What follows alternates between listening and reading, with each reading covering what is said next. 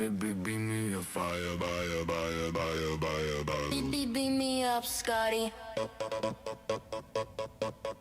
Scotty. Wrong planet, wrong party. Beam me up, Scotty. I'm done with it. Walked in, dress code chaos, red cups, dead eyes.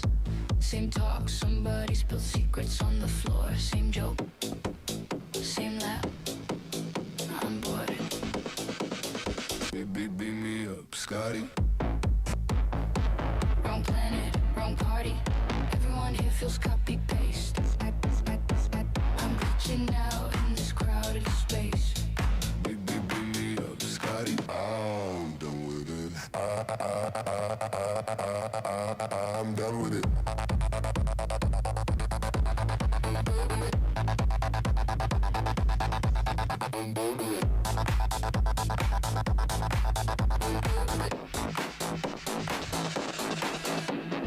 Bathroom line, fake smiles, blue light, scroll lives, stage life, stage backstage, that DJ, sleep, that gotcha, I'm house there.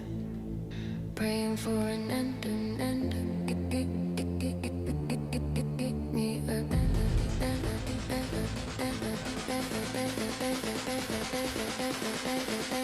I'm done with it. Wrong planet, wrong party. Everyone here face. I'm glitching out in this crowded space. Bring me up, Scotty. I'm done with it. I'm done with it. I'm done with it. I'm done with it.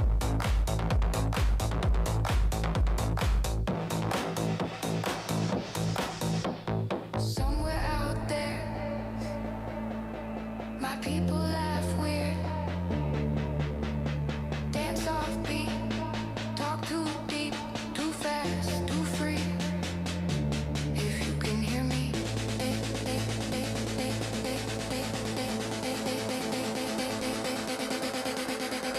block on my signal, pull me out the scene.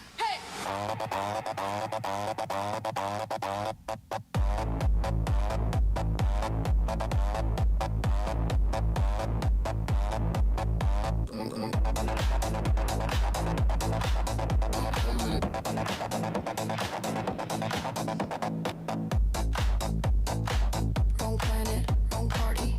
Everyone here feels copy-paste. I'm glitching out in this crowded space. Beam me up, Scotty. I'm done with it.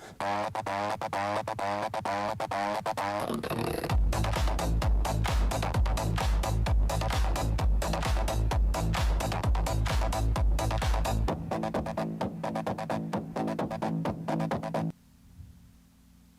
Well, what's up, pups? How's everybody doing tonight? What's going on? What's going on? That was crazy, man. What's up, Daniel Connor? Oh, we're going to, I should have put that in the description, Daniel. We're going to talk about Atropa tonight. We got some stuff I want to show you about Atropa. So we're going to do that. So good to have you, man. T.S. Pedro, what's up, man? Lunacy Point, great to see you. Bitfinex. What's up, Deerslayer? That's right. Smash that like button. Let me know how the mic sounds. I tweaked it again, but it's still kind of noisy. But I know you guys say it's never loud enough, but all I hear is hiss. But I want to turn the volume down on it, actually. But let me know where the level is, how it sounds. Time to undo some programming. Stephen Yu, yeah. I think there's still some unbelievers out there or non-believers. I'll tell you guys something tonight. I know. Okay, I'll tell you in a second. Well, look, I know that I told you guys I'm going to tell you stuff in the bear market. I was going to tell you stories. I'm going to do different type of videos in the bear market, and this has just been crazy. It's just dragged on forever. So, and then the Epstein thing happened, and I feel like I just need to start telling you guys stuff. And this will probably be for the people who are still non-believers out there. So you'll learn a little bit about me, and you'll learn a little bit about the truth of the world. What's up, 5-5 Masterclass? After bang. What's up, Mr. Garrett? What's up, Evening Gang? What's up, Techno Babble? Yeah, Prairie Banana Man. What's going on, man? Good to see you. Good to see you, bro. What's up? Only Crypto R. Hit the like and sub. That's right, man. Listen to the man. Listen to the Prairie Banana. Smart guy. What's up, Sunlight Live? Well, hopefully in 3 months' time from now, interest rates will be sent to zero. Hopefully that would be good. Yeah. I have said before it's probably coming at the end of the year. I feel like people have really been rushing it. And, there's a psychological reasons why it has to be done this way. You need 4 sellers. You need 4 sellers. You need 4 buyers. That's the way it is. They got to crush people. And we're at that place where they're really going to crush people now. Ricky Reyes, what's happening, man? Good to see you. Data Dev, how are you? Chad, 6865. I'm good, man. I'm feeling good. Yeah. We had a sunny day. If you guys were on the Telegram, you saw I posted that in the morning. It was just the sunniest fucking day today, and I was happy. Like, I don't care how cold it is. It could be like negative 30. As long as I have sun, I think I'm fine. We need some sun. It was just, January was pretty dark this year. It was really wearing on me. Somebody posted in the Telegram, because I was asking, like, some strategies. I was like, hey, man, what about tanning beds? Somebody was like, you can use tanning creams. And they, like, didn't understand the point. I'm like, bro, I'm not trying to get more brown here. I'm trying to just get vitality going. You know what I mean? When the sun goes, like, through your eyeballs, like, just something happens. That's what I'm looking for. It's not about tanning. Yeah. What's up, man? Good to see you. Love matters. Evening all. Good time for a stream. Yeah, it's like a melanin thing. I mean, that's why very white people have like very light eyes, very light skin. They don't need a lot of sun. It can absorb it, I guess, easily. And when you're dark, I guess you just need more. I don't know. I also grew up between Southern California and Southern Florida, so I'm used to a lot of sun. Time to fire another live stream. That's right. What's up, Chad? Sunlight Live, Music Addict. Yeah. What's up, man? What's up for Cool to School? For Cool to School from Ireland. What's happening, buddy? Cheers, buddy. In South UK, it has rained every day so far this year. Yeah, is it pretty dark? I don't even mind if it's really raining. If you get some sun. You gonna move to Egypt? I'll go visit Egypt with you. I kind of hear mixed. It's like a mixed bag. I hear like some good stuff, some bad stuff. I've talked to the consulate. They're like kind of like not very organized. It seems like a dysfunctional country, but I hear the beaches are fine. I'm a little concerned about the food. I don't know what I would eat there. They have good food. I don't know. Egyptian food. What's Egyptian food? I don't even know. But a beach would be nice. Just landed Tirana. Oh, okay, right on. Luna, that's awesome. I lived in Tirana for almost a year. And I have a lot of friends, a lot of contacts in Albania. The Balkans is amazing. I've visited Saranda, Vlor. I've visited the north. I've traveled a lot of Albania. It's very cool. Very interesting. Now, Pups, we got to talk, man. Here's something funny, though. Remember this from Kamala? Somebody showed it. It just gets funnier every time you see it. Like it's like the world is so retarded now that now going back and looking at this, it's so... It was such like a foreshadowing of the world we were about to enter. Like, watch this video. She's on a phone call, right? Live in front of thousands of people. Thank you.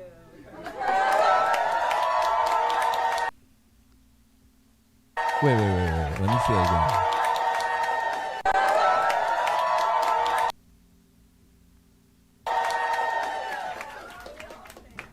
Thank you so very much. It's so important that everybody participates. You did? Thank you. Okay, somebody said, like, Grok, can your camera app be open while taking a call on a phone? Let's see. Yes, on an iPhone, you can open the camera app while on a phone call, and the call continues in the background with a green bar at the top. Okay. Is that what happened? I don't know. It's just more believable that she was faking it. All right, this is a trip. So, I don't even know what to believe anymore, but a leopard entered a liquor facility in India somewhere, a distillery, and drank a lot of alcohol. And after that, apparently, they were able to just walk the leopard out of the village. So nobody got eaten, and they didn't have to kill the leopard like they usually have to do. It's that's funny as fuck.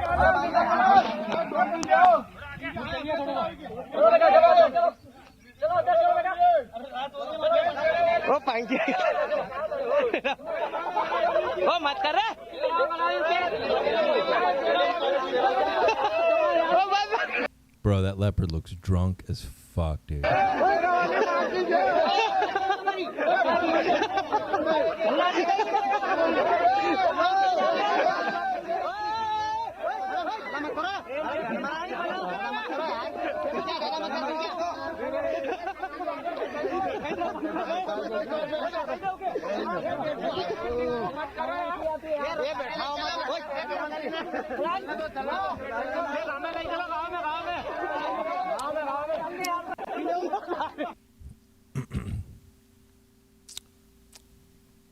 Man.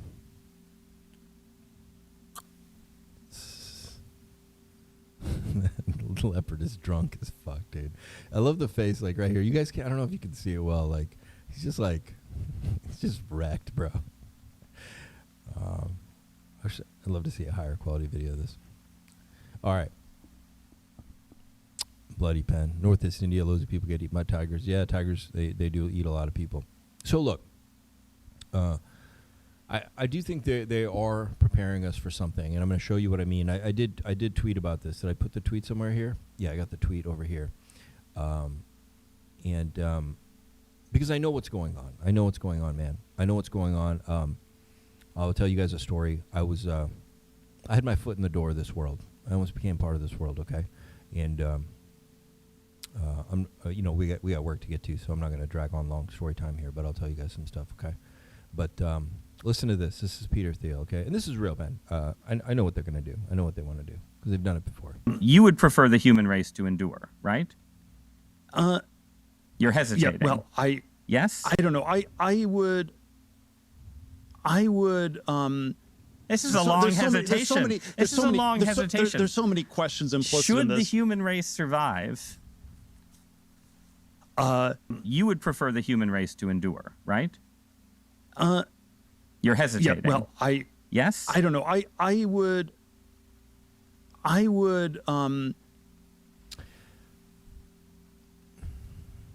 He's trying to figure. He's not making anything up right now. He's trying to figure out what to say to not put his foot in his mouth. Okay, he's really accessing his own. He's accessing his own mind right now to figure out what to say. And when he says "I don't know," that's his answer. And these people do not want humanity to persist. Okay, You would prefer the human race to endure, right? You're hesitating. Yeah, well, Yes? I don't know. I would. This is a long... there's only one right answer. There's only one right answer, and that would be like vehemently yes. Humans are amazing. They're capable of such beautiful and amazing things, from art to how, we lift each other up, the beautiful things we can bring into the world and do, and the harmony we can create.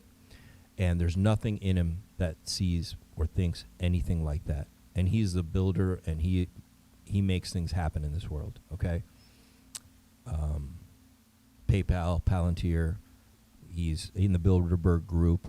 Do you understand? He's in the Bilderberg Group, okay? He's a decider of the fate of this world, one of the people.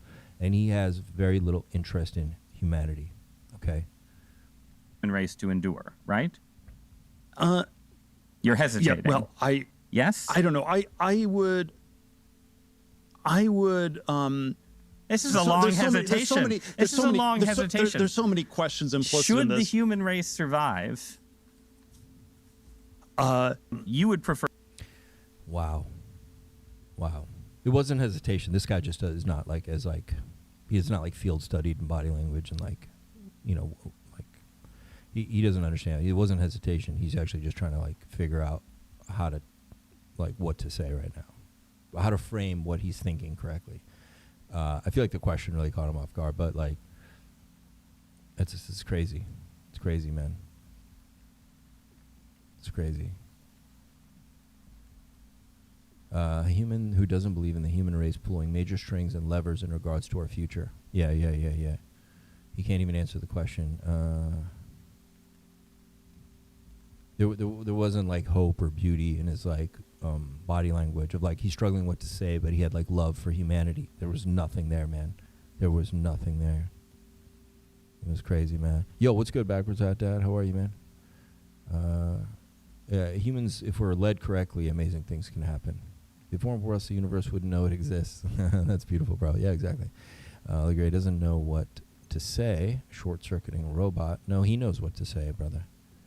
Why not lie and just say yes? He could have done that, but he has extraordinarily low empathy. And that's what's frightening about it, my friend. Oh, we got a surprise visitor here. Let's see who it is. Boo! What's going on? What's good? I already saw you, bro. What do you mean, what is it? You clicked on the link, man. Do you know what you clicked on, or where were you when you clicked on it?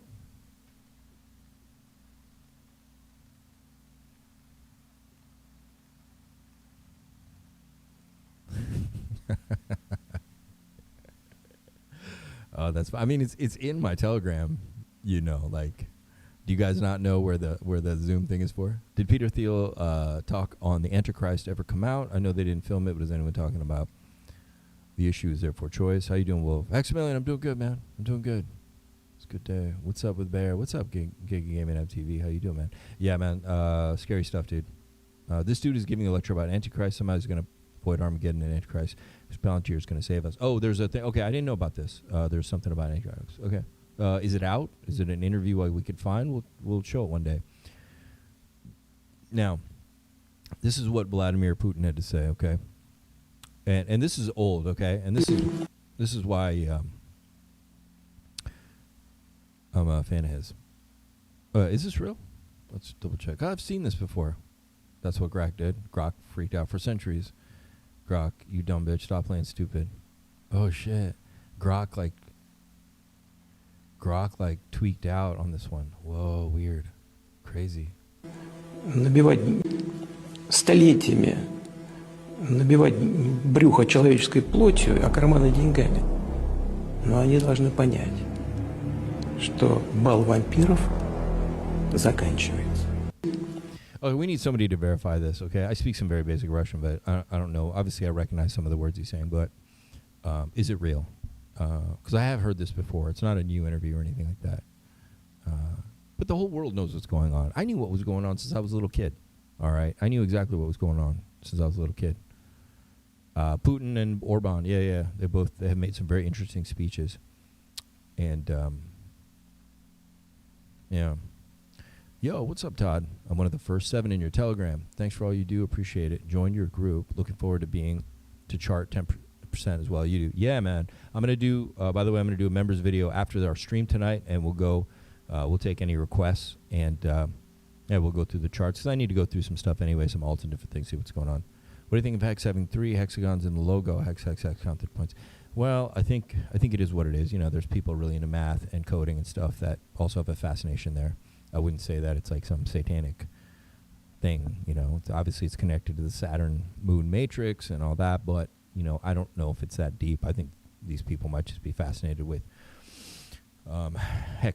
hexagonal math or whatever that thing is, something like that. Every time I hear Putin speak, I agree with what he's saying. I don't know much about him, but I can't find a reason to hate Russia for Iran. I'm with you 100%, bro. Man was made on day 6 according to the Bible. Okay. Oh, yeah. There's a lot of sick stuff about the reality, and that's why we're in the Saturn moon matrix. We are in a realm.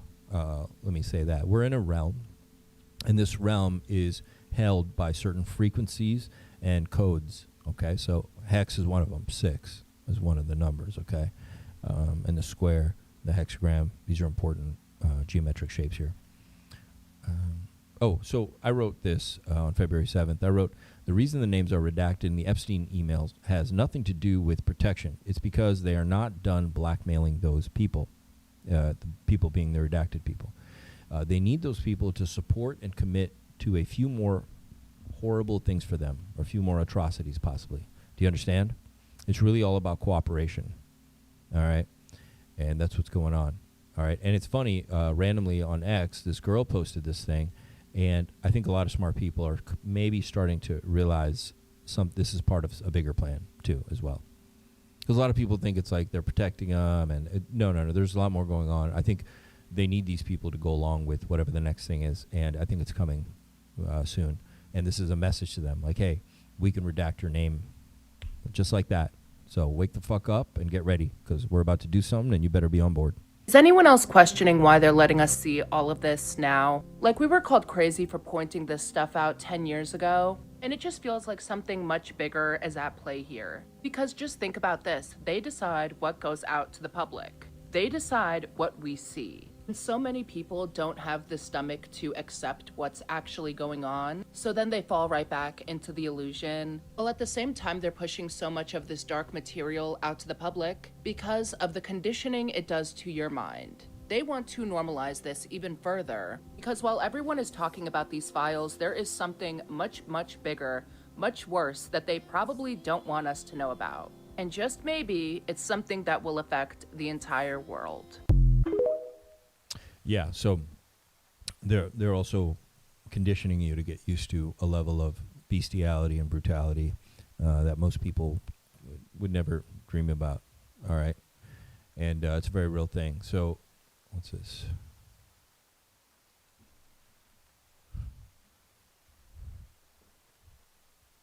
Yeah. Well, we'll have to do this in a different show. This is about the planned 3 world wars, the Albert Pike famous letter to Mazzini in 1871. So this has been, people.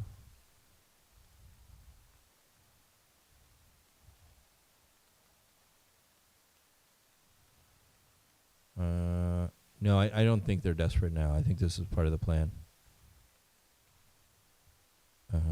They're also seeing how people react right now. There's a number of things. But it's also a message out to their people to say, like, hey, you better go along, man.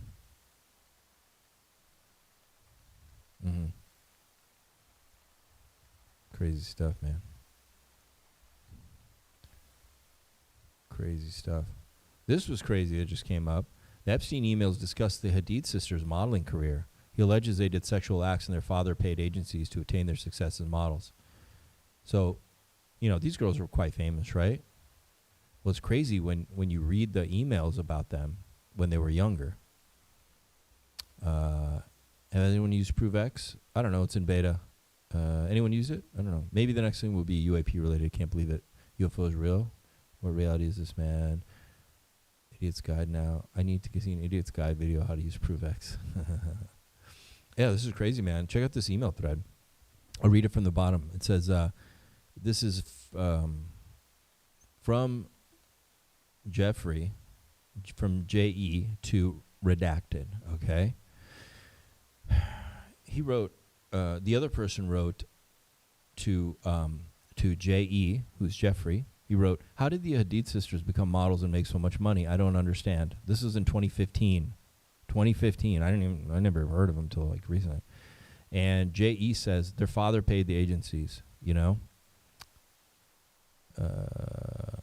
then the guy wrote, no. The guy asked him, or said the father paid the agency, and J.E. says no. And then the other person who's redacted says there are too many girls giving blowjobs. And J.E. says agreed. And then the redacted guy says, what do they do? And then Jeffrey says, in the butt. And then the guy redacted says, no, seriously. And then he writes again, from who? This is a real question. And then Jeffrey says, not relevant to your issue. And then the redacted guy says, if they can, why couldn't I? If they can, why couldn't I? And then J.E. says, because they follow directions. It's that simple.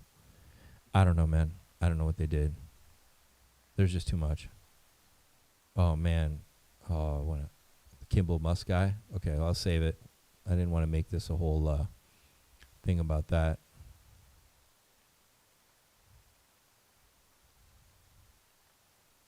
Oh, yeah, they got a lot of plastic surgery. Is that what people were saying? I wouldn't even talk to either of these girls. In maybe the girl on the left in a bar, maybe. I don't even know if I would. They would be drowned out here in Europe. They wouldn't even I wouldn't even notice them in Europe. Is that what they looked like before the plastic surgery? Wow, that's crazy.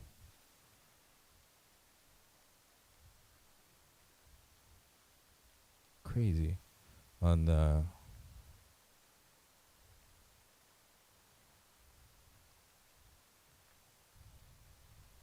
Huh.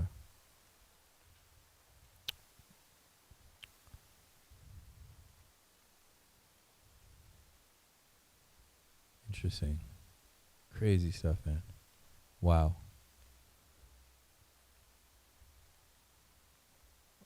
So on this issue, man, I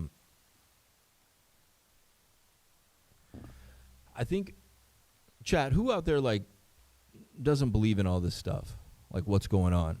I feel like I want to do a whole video just on politics and stuff like that. But I feel like before I didn't want to talk about a lot of stuff because I didn't want to get in trouble. But I feel like now that the Epstein thing is going on, I feel like cat's out of the bag in some way, right? Pass the laws we want. Well, I mean, yeah, chat, is there anyone who doesn't really believe this stuff is going on? Yo, what's up, Body Mechanic? How are you, man? Hey, thanks for the heat packing advice. I was heat packing all through the cold weather. It's like just layered up with like 4 or 5 sweaters at one time. Does anybody not believe in this stuff?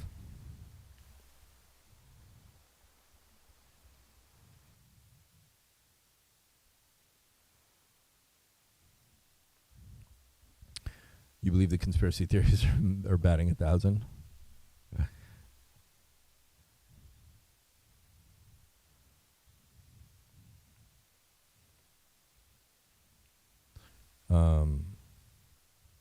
Yeah, what do you think? Who doesn't believe in this stuff? Cat was out of the bag many moons ago. So everybody believes in it? Everybody's in agreement with all this stuff?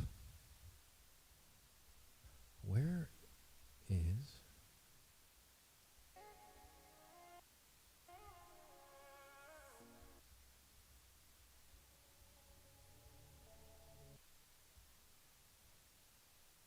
subside.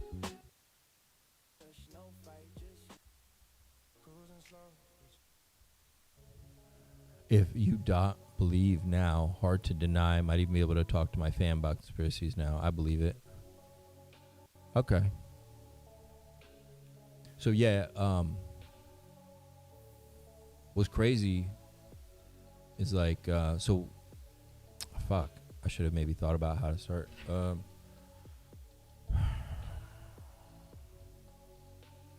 So when I was younger, I was working for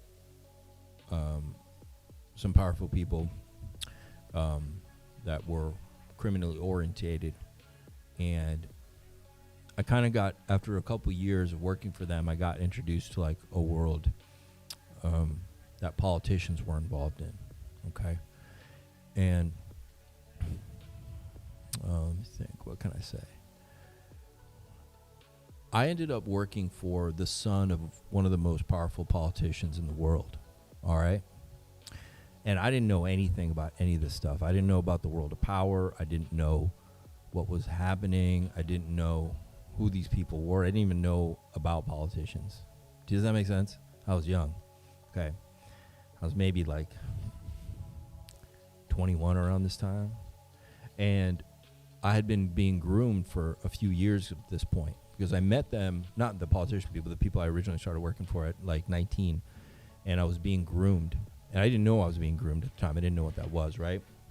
But I was like a bit of a misfit, but I was like, you know, tall, kind of nondescript. You can't tell what ethnicity I was, understand a few languages, socially capable and stuff like that, right?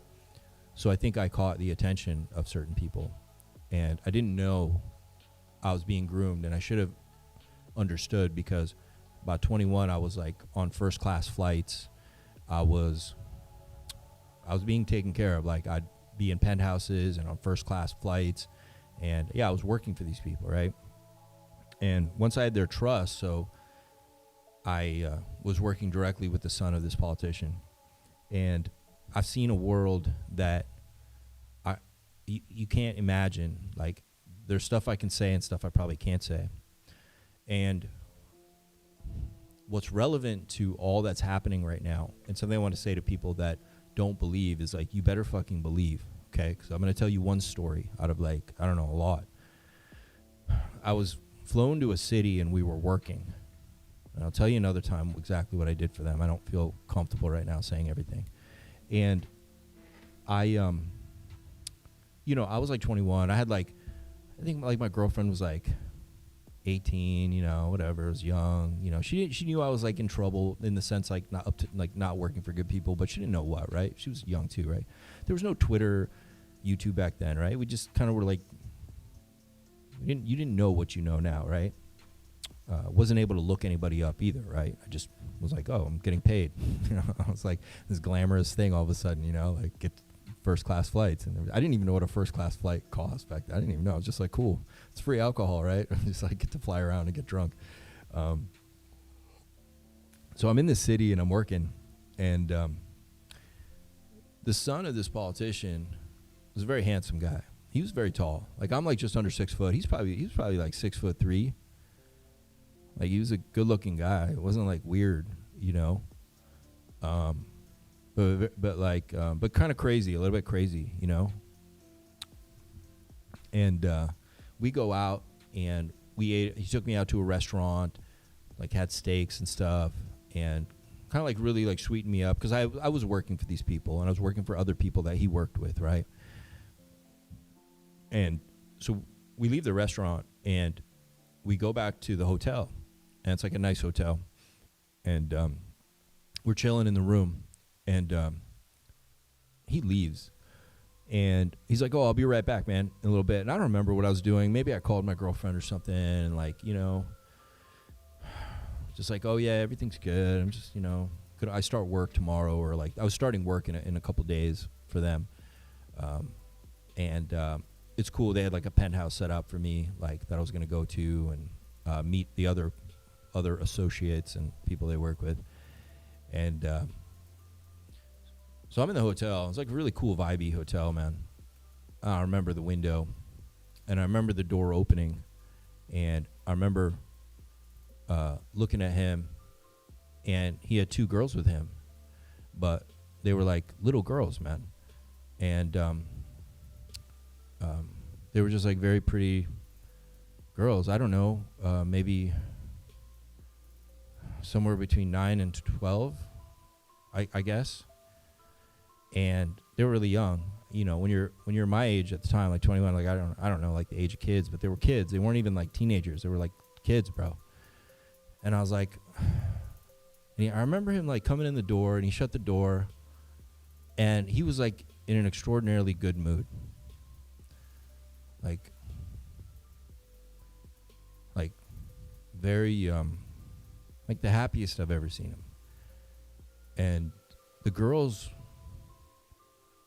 They were like, it was like they weren't scared. They were just like pleasant and like they knew stuff I didn't know.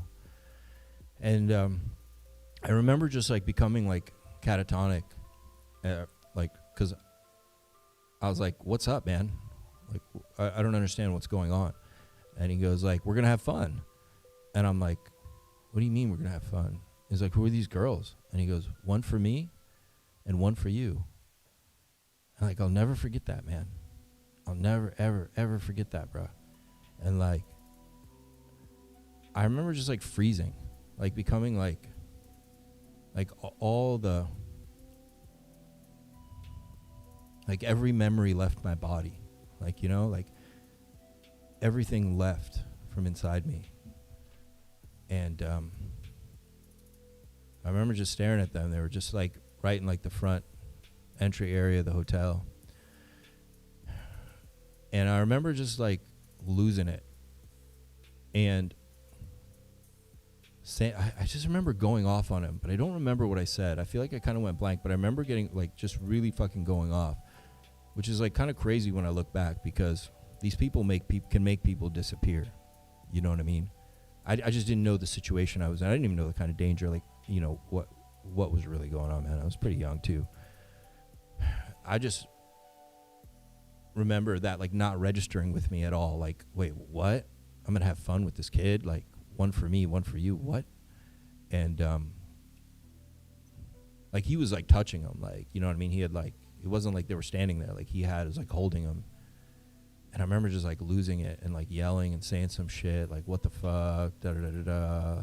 I didn't come out here for this, or like what.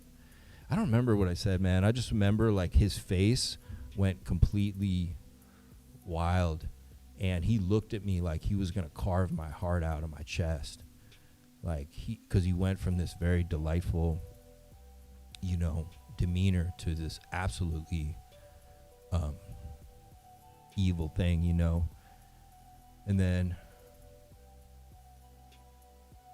he said something to me, like he yelled back at me or something, and he's like, you know what, fine,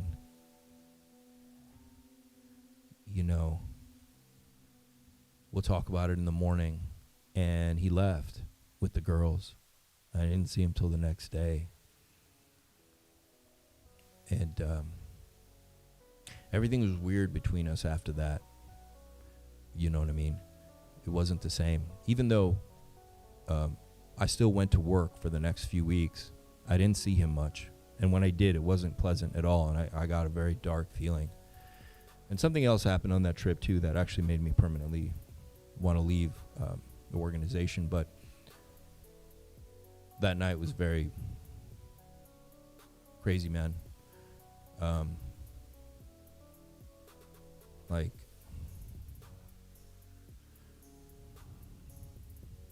it started to put together and make sense a lot of other things that I had seen over the last couple years working for these people and in this world. And it only started when I started getting around the politicians, and I actually got around some high-profile people in the military as well. But I don't want to talk too much about that. Like very, very people very high up in the military, because it's all connected, man. Organized crime and politics and the military, and we've done business with all of them. Okay,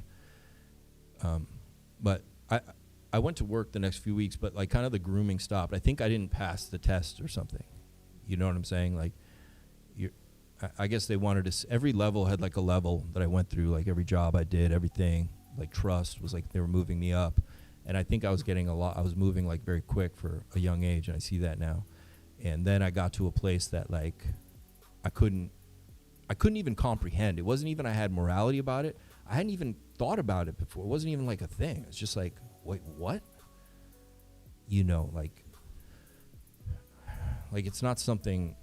It didn't even tap into like anything. It was just like, this is, whoa, nuh-uh. And I think like a lot of people though, they probably go there, they have those same moments that I had, but they pass the test because they do it. And then now they know like he's one of us. You know what I'm saying? And I wasn't one of them because I couldn't have done something like that. I couldn't have done anything. I couldn't have even been in the room while he did something with these kids.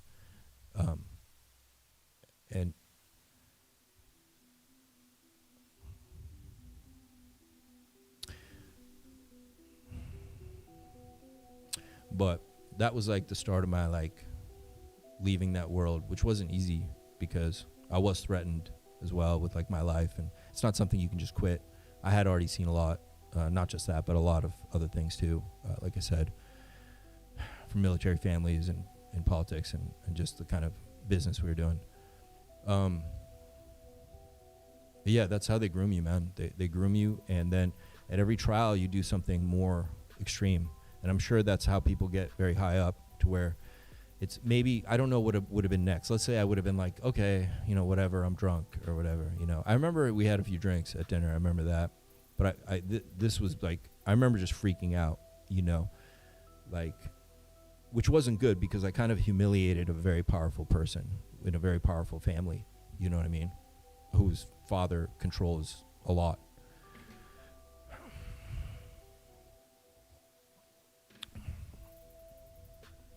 And I think it,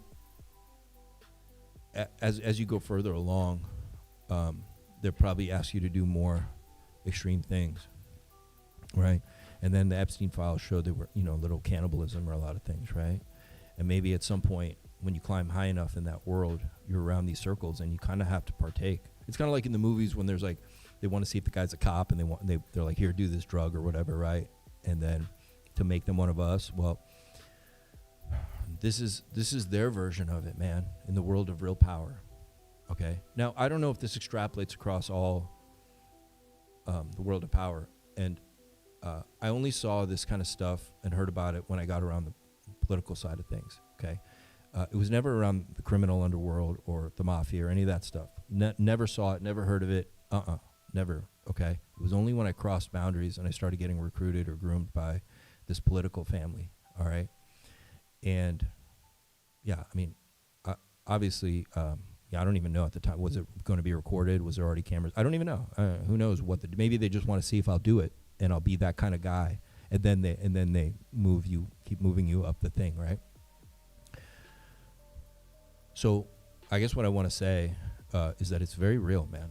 It's very real. They recruit people, they groom people, they look for people that are intelligent, socially calibrated, interesting. People that they could prop up later into political positions. I don't know what they were doing with me, but or what the plan was, or maybe they don't even know. They just want to see how far they can take somebody. But it's very real, okay? It's very, very, very real, and it's happened. All right.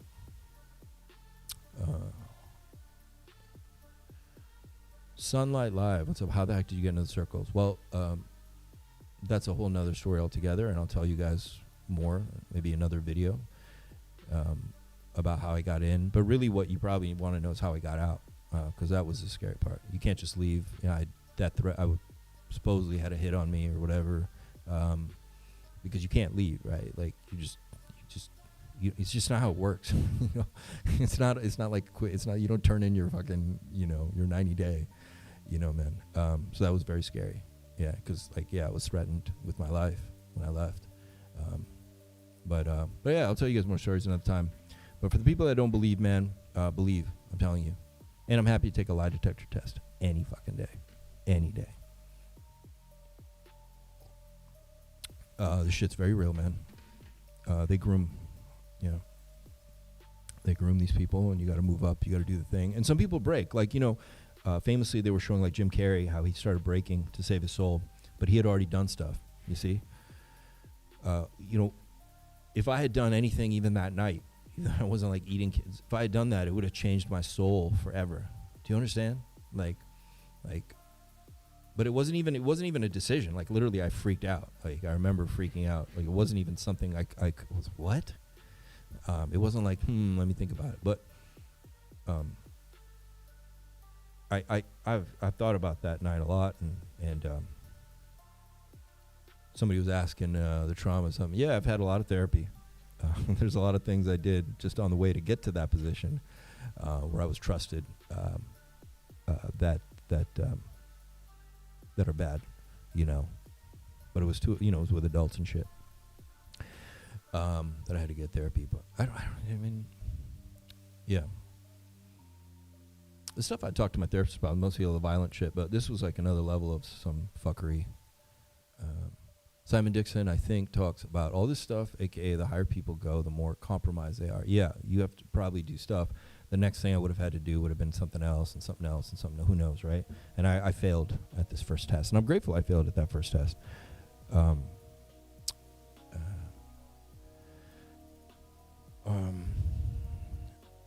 Yeah, man. Yeah. But that was a very traumatic period. I feel like I had to pay for it for a long time. Not for that night. I mean, for the years I worked for these people, criminal, doing shit. I had to do a lot of therapy.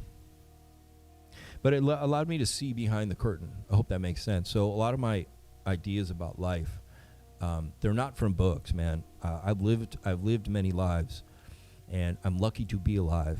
And I've literally seen behind the veil, man. I've been behind the curtain, okay? I know how this reality's set up. I know how the actual world of money and finance and politics and crime work. I knew from when I was fucking 19, 20 that all the crime came through the fucking ports, the shipping ports. And it's funny that all this stuff's coming about ports. I knew about all the fucking ports because that's where everything was run through. We ran everything through the fucking ports, all right? But the human trafficking, man, and the little kid stuff was something that just really broke me, man. I didn't know about any of that stuff till it literally slammed into my face that night. I guess you hear things, right? You hear things, but when I remember him standing there with his arm around the girls, and he's like, one for me, one for you. Like, something snapped inside me. Like, I'll never forget that.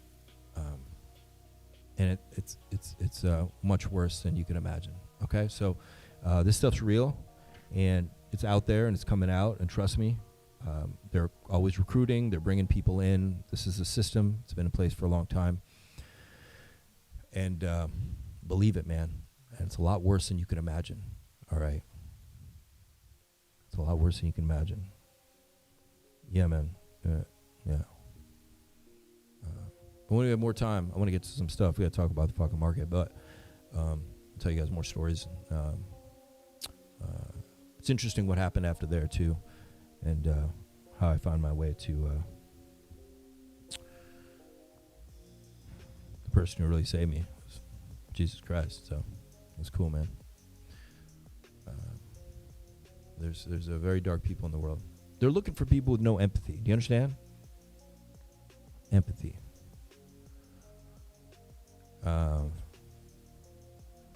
It's weird kind of going into this crypto stuff suddenly. Hey, we'll see something funny. I got something funny here. The Jaguar. I didn't find a lot of humor online lately. I don't know why. It's been like...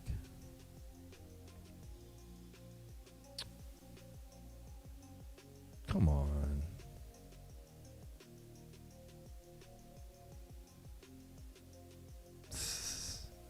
Losing the screen here.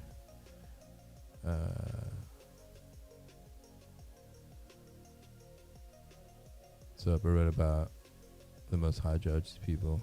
Heart would be her broken such evils. Yeah, man, it's how the world works. Okay, and I've carried this stuff. I've known about it since I was little, like young, right? I lost my naivete very young. Okay, you see how the world's run. I remember meeting. Oh fuck! I can't even say, man. People high up in the U.S. military. This is it, man. Yeah, it's real, bro. I can't even talk about those. I can see it in your eyes. I'm glad you made it out, brother. Yeah, I made it out with my soul. I can't even look at those vids. Talk about like frazzle drip. Yeah. I think it's real. I mean, there's enough talk about it, and I could believe it because, like I said, you move up probably the spectrum of what they want you to do, to be part, to be kind of like a made person in this group.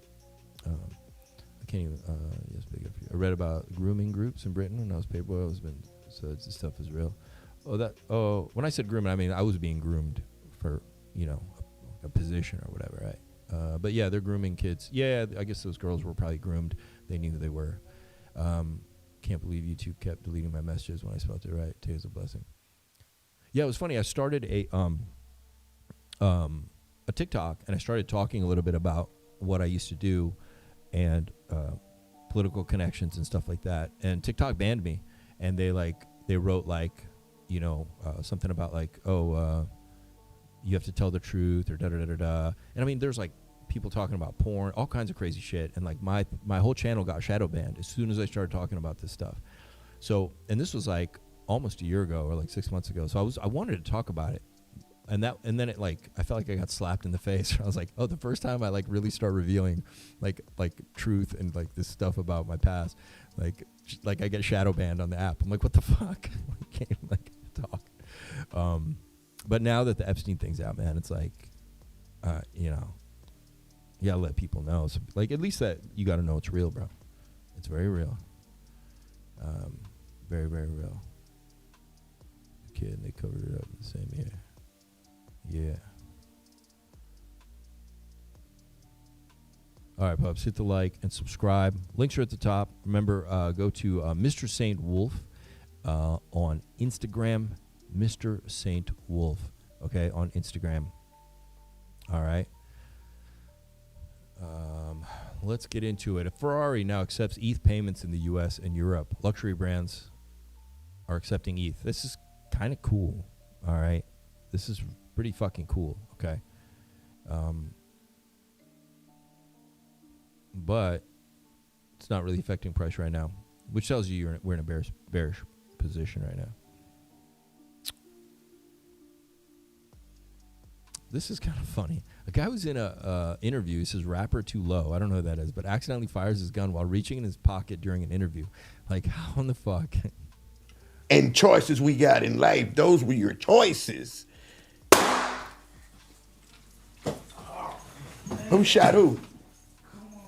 Somebody got shot? Lo, you good, Lo? I hope.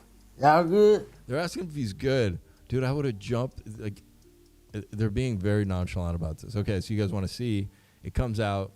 And choices we got in life, those. It comes out of his leg right here. Look down at his left legs where the bullet comes out. All right. This is fucking crazy, man. He's obviously like kind of like on drugs and shit or something. And he's carrying a gun. Were your choices. Who shot who? Somebody got shot? Lo, you good, Lo? I hope. Y'all good? Damn, Brody. Good. People not have like safeties. This is fucking fucked up, man. This is crazy shit, bro. Hey, only on the dirty third, one-on-one with Mike D. I thought my nigga shot me. Everybody good? Damn, everybody good? I hope. I heard everybody say that, it's Hey, you ain't. white people and the white people this and this and that. Situations like that and a nigga having to be like that and being a nigga that ride and move through my city with that shit. What the fuck? Dude, like, how can everybody be so chill? Dude just discharged a firearm in the middle of the fucking interview. Like, what the fuck? That was crazy, man. I feel like I would have ended the interview. I was like, dude, we got to wrap this up, bro. Like, or like check your gun at the door. Like just continue the interview. Oh man, Paul Shea. Yeah. Oh, that's how they know it's real. They start banning. Yeah, I don't know how that happened, man. I just my whole TikTok channel got shadow banned, and it was crazy because I used to talk mostly about spirituality, and then I started talking about stories from there. And I actually, the story I just told you, I didn't talk about on TikTok. I talked about how I got into the mafia, and I talked about leaving. And then I think I might have talked about a couple random stories in the middle of maybe how I met the politicians or something. But I never, what I just told you guys, I never told on TikTok. And they had already shadow banned me just by talking about some of like the stuff. Like just, that was even pretty benign, actually, to be totally honest. Because I was actually just, it wasn't easy for me to share a lot of that stuff. So, but yeah. But I'm glad, I was kind of like just feeling it out. Because what if I had said some like the really dark stuff? There's other stuff too. And they banned me. I just like sent me back into therapy for like 5 years. Like, fuck. Like, I'm an animal. Like, what the fuck? Today, Brazil, in our hemisphere, largest country in the Western Hemisphere south of us, cut a trade deal with China. They're going to, from now on, do trade in their own currencies, get right around the dollar.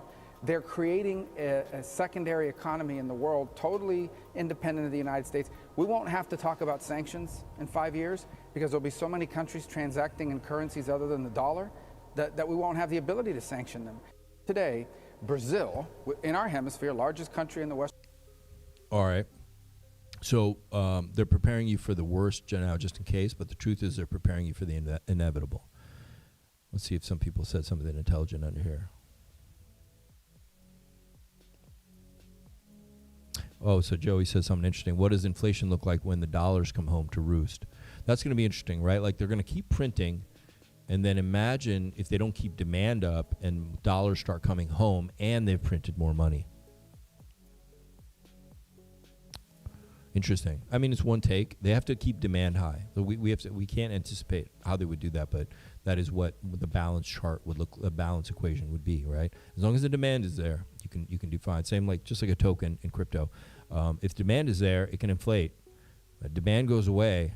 You see what happened to Hex or any of these assets that inflates. You know what I mean? They just, demand has to continue consistently be there.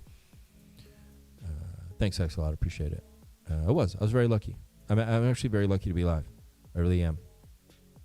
I think people get taken out for a lot less. Petrodollar destruction. And just my climb to get to that position was filled with times when I almost died. just to get up to that position. Yeah, this is going to be interesting. Oof.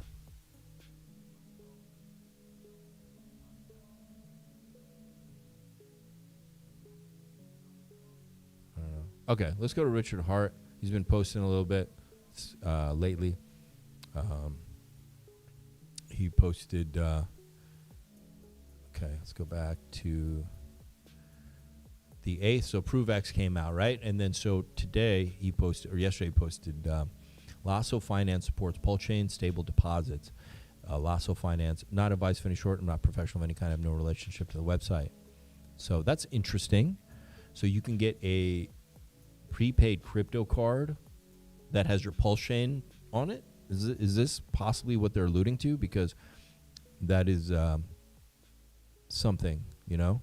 I'm a fan of stable and unstable deposits to $1 on a non-advice basis. Any solutions? No digital cards. Is this for real? Is this for real? I mean, I guess if Richard has tweeted about it, maybe he has. He's looked into it. They use the wrong logo colors. That's right. This is weird. Is it? Lasso's great. Somebody said I've been using them for years. Maybe that's Lasso themselves. No, I don't know. Okay, be curious to know more. That's great. Okay, if that's true. All right. Yo, already ready. What's up, my brother? Thank you for the restream. Appreciate that. Yo, what's up, Jason Perry? How are you?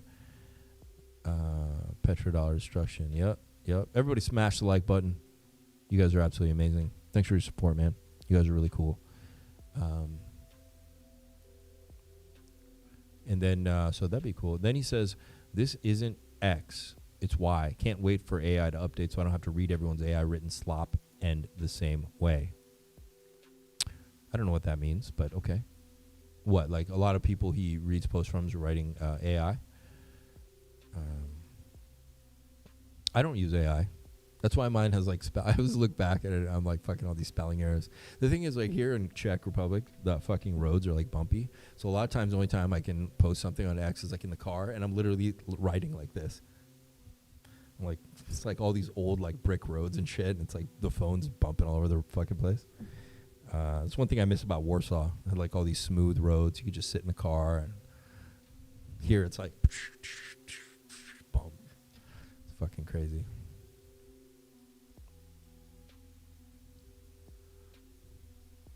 Yeah, you shouldn't use AI. I mean, people know, man. Don't use AI. Just fucking post. I got bad news for you all. This is 13 hours ago. Because your fellow citizens ain't too smart, you're never going to have privacy again. Everyone uses some megacorp's computer cloud instead of their own. They install cameras facing out their front doors that are all networked to the megacorp. And using AI to search for things. Today it's lost dogs, and tomorrow it'll be perhaps you. All of you idiots who use Gmail or give away all of your personal data to megacorps out of laziness or cowardice violated the privacy of everyone you've ever communicated with, and AI will be used to violate all of them to one degree or another because you are lazy. AI will get cheaper and cheaper, and it will be pointed at every piece of video, every piece of data ever collected, and it will be used to profit those who have access to that data, the megacorps, to your detriment. Take control of your data, not your keys, not your coins, not your encryption, password, not your data, your physical possession, not your data. Gmail is everyone's email, not because everyone signed up for it, because half of y'all did. Back your shit up and delete it from their servers or get violated. I mean, yeah, it's true. And, you also have to understand, like, there's a lot of benefits to this as well. Like, Ring has solved crimes, okay? There was a girl that got stabbed to death in, like, UK, and, like, they've used people's Ring to, like, find the killer and shit and triangulate it. There's a lot of benefits to it, too. Safety, kids, pets. Like, he did mention that. Like, first it's to find dogs. And I think the thing with, if you have a functioning government is you set limitations on that. Now, of course, it's going to be abused, I think there was a time we didn't have much for passports or IDs either, and or credit cards were a thing. Remember, you guys watched old videos about credit cards and how everyone was panic-stricken that you'd have a record of purchases, and it turned out that was actually a good thing to have. And now it's got bad things as well. But if you go back to interviews back when credit cards came out, people were incensed, man. They were like, this is going to destroy our privacy, and it'll be, da-da-da-da-da. And yeah, it has its goods and bads. I use Gmail. Should I delete it and get another server? Yeah, maybe. Maybe I should. Maybe I shouldn't delete my records off them, But I think at the end of the day, if you're, in certain country, you're kind of like connected in like whatever control grid they have in place. If you're in China or U.S., regardless of who you use. But if you want to talk business and talk about privacy, then yeah, you better have a private server. You know what I'm saying? Almighty says only wealthy people care about privacy. Regular people think, who cares if they know what I'm doing or who I am? I'm nobody. Yeah, there's a lot of truth to that, right? So when you have, he's thinking about that because he's hiding, wherever he is, and Interpol, and he has a lot of money. Most of us, we really need to make sure that hospital bills are paid, we have food to eat, our kids have diapers, and if something were to happen, our kids are safe. There's a lot of other pressing things on most of our minds than if the government can read my emails. You know what I'm saying? But there is a point you'll get to that it would matter. You know what I'm saying? Good road to hell is paved with good intentions. Hey, Wolf, what is this about? New info about Interpol and Richard Hart? Well, Interpol removed the assault charge on the 16-year-old. Okay. So if I come over here.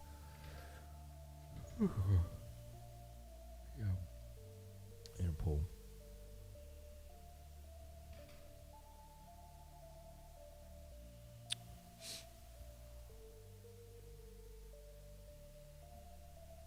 You can see Richard Hart. Somebody was already searching for him on my computer. Oh, come on. Is it going to just show me a thing? What the fuck is this? I don't remember getting. Oh, it was Richard Schuler, right?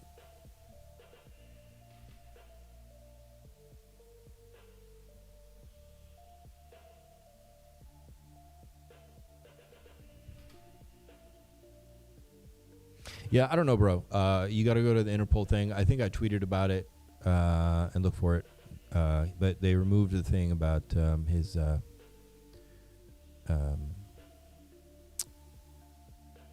don't know why it's not coming up anymore. Maybe you guys can find it. Maybe they removed the whole thing. I don't know, man. I don't see it anymore. Oh, there it is right there. Okay. So, let's see. Okay, for the purpose. Oh, no, the assault charges. Well, this could be old. Oh, this is something else. This isn't the actual Interpol. But on the Interpol thing, they only have the tax evasion thing. They don't have the assaulted a 16-year-old charge thing on there. I don't see him grabbing a 16-year-old. I'm guessing somebody maybe tried to rob him or something. I don't know. It just seems kind of weird. It just seems too chill of a guy. Like too much involved in what he's thinking about in his sandwich than getting angry at some random person on the subway or some shit. But I don't know. I never met the guy. I never hung out with the guys. I don't know.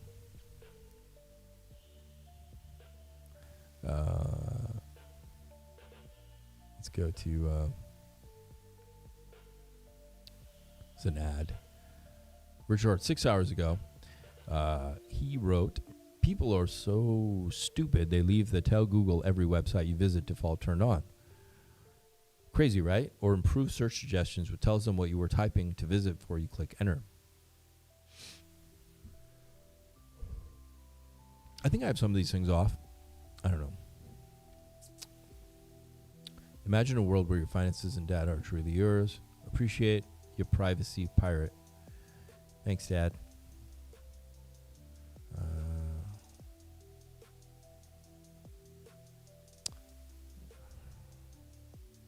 People are saying just use Brave. It's superior. Shields aren't. Yeah, Chrome isn't even the best necessarily. Am I using Chrome? I'm using Chrome. I think I tried using another one. It was like a disaster.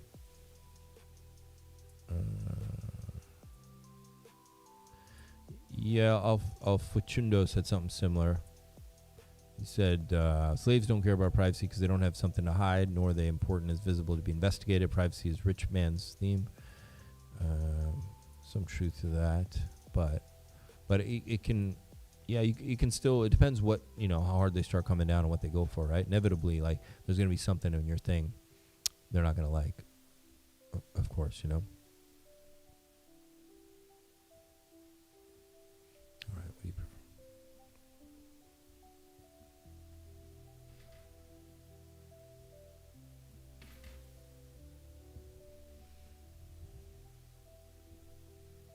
People are saying Brave. Chad, have you guys ever used Brave? So that's it. That's what we got. That's what he's talking about. That's what he's into.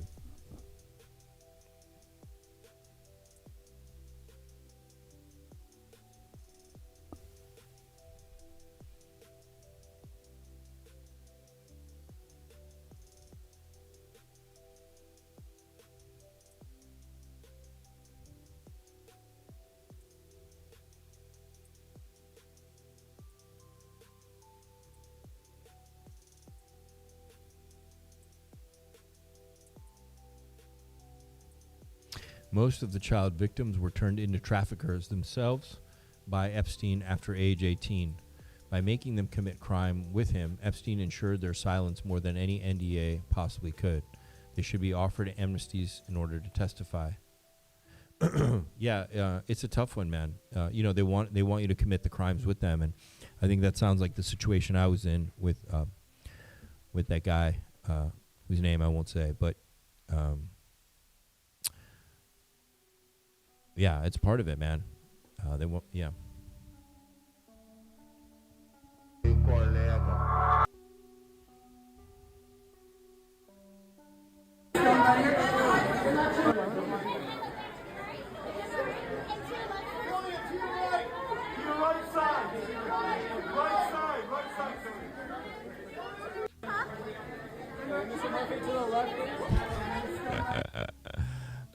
That's funny.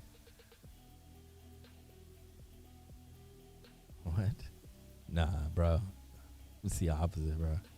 Mel Gibson said, Hollywood's drink baby blood. It's so common. It's a currency of its own. To our best interests, and breaking every God-given taboo known to man. Okay, I don't want to get into that right now. What? That's what they're teaching kids in China?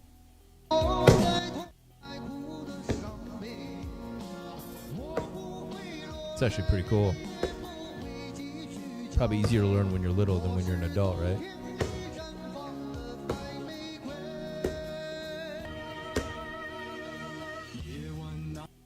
Damn.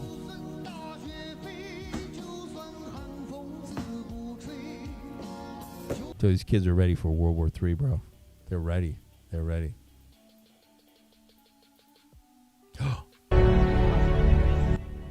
She broke her leg?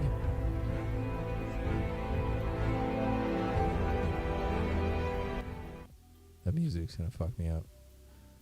She crawled the final 300 meters after she broke her leg to the finish line. That's fucking amazing, man.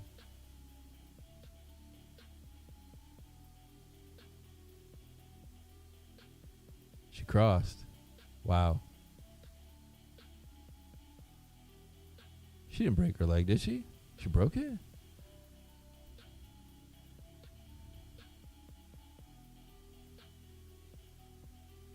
Yo, this is brilliant, man. This is capitalism right here. So, yeah, this guy's a G. He says, a man bet $50,000 that someone would run onto the field at the Super Bowl. Then he did it himself, cashed out $374,000, and he paid the $1,000 fine.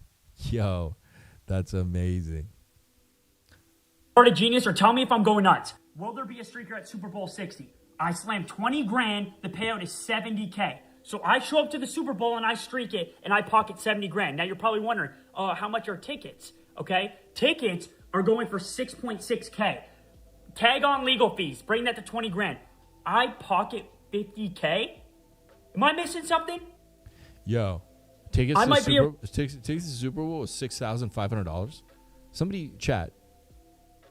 Deerslayer knows. Were they really fucking $6,500 to go to the Super Bowl? You gotta be fucking kidding me. Nah, it can't be a real story, man.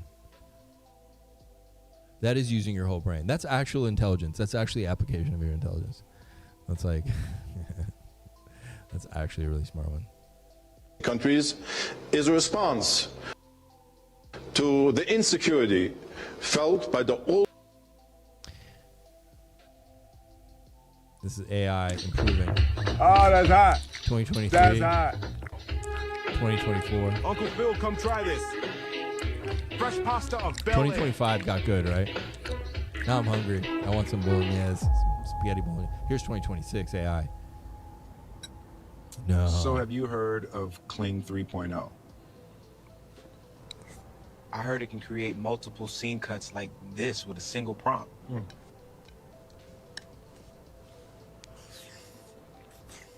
And it knows when to cut to whoever is talking. But did you know that all this audio was also generated with the same prompt? I guess I didn't, sir. Study harder, kid. Eat your spaghetti. What an asshole. Oh, that's hot. That's hot. Uncle Phil. Yeah, that's amazing. This is actually really good. Spaghetti. Kid. I didn't. There wasn't a lot of spaghetti eating, though, to be honest. So But generous fairness, audio. But did you know that talking, whoever is talking, it knows dude, I want some spaghetti now. The eyes still look funky, you when think? to cut to with the same prompt? I mean, maybe like a little bit cartoonish, like slightly, but think in 2027, the next iteration, it's going to be insane, right? Like, this is pretty good, man. This is AI doing everything. I guess I didn't, sir. Study harder, kid. I mean, it's not like on point. It's still pretty damn good, man. Cheapest seats were $3K to $6.5K. The fuck? That's crazy. That's crazy. All right. An overlay of 2008, 2026. What? Why does it do that when I click on it and make it bigger and then you guys can't see it down there? If I go, no, right there. Okay. What's it showing? Guys doing the 2008 fractal? Yeah. Well, there's other things we're going to talk about. I'm going to show you guys some stuff here. I got some concerns. Enjoy the news here. Mid-tier was 8K to 15K. No, that's crazy, man. That's crazy. They got Cliffhanger is really fucking popular. It's You nuts. should be on your computer for hours researching, creating yourself a regimen. How can I ascend? What can I do? Not worried about what kind of side effects could I get from this? What could go wrong? How about what could go right? For once in your life, just take your risk and dedicate yourself to something, okay? Because you are going to look back on your worthless, miserable life and think, wow, I really ruined everything. I really screwed this up by not improving myself. Single people in the world. Countries with the most single people. Don't you think this list looks oddly familiar? The happiest countries line up with single people? Shut the fuck up. Are single people more happy? Countries with the most single people in the world.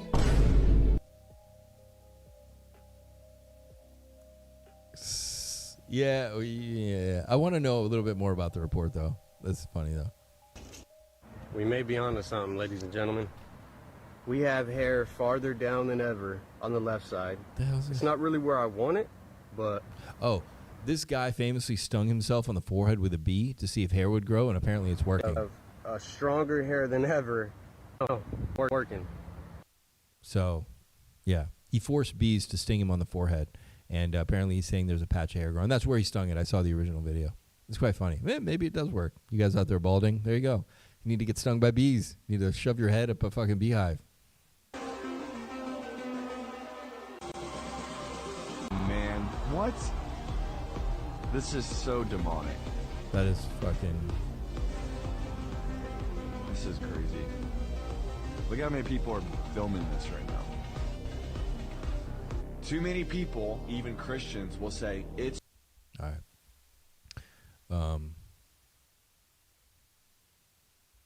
Everybody's on shit right now. Damn. How's everybody getting all this stuff?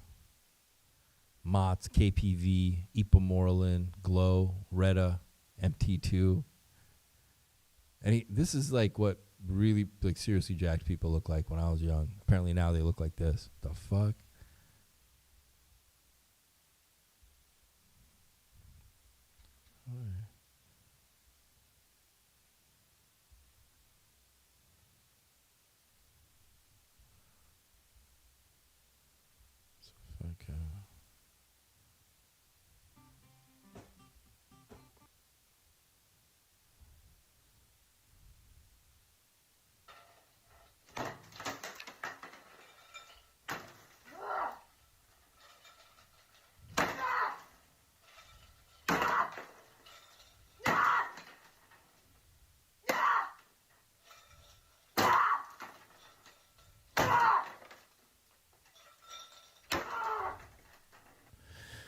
So it's just ice. She's throwing ice cubes. And, yeah, okay. That's about it. That's nuts, man. While every Shit. Whoa. Well, do I want to read this? I don't want to read it. I can't even read it. It's too blurry. They own everything, man. They own everything.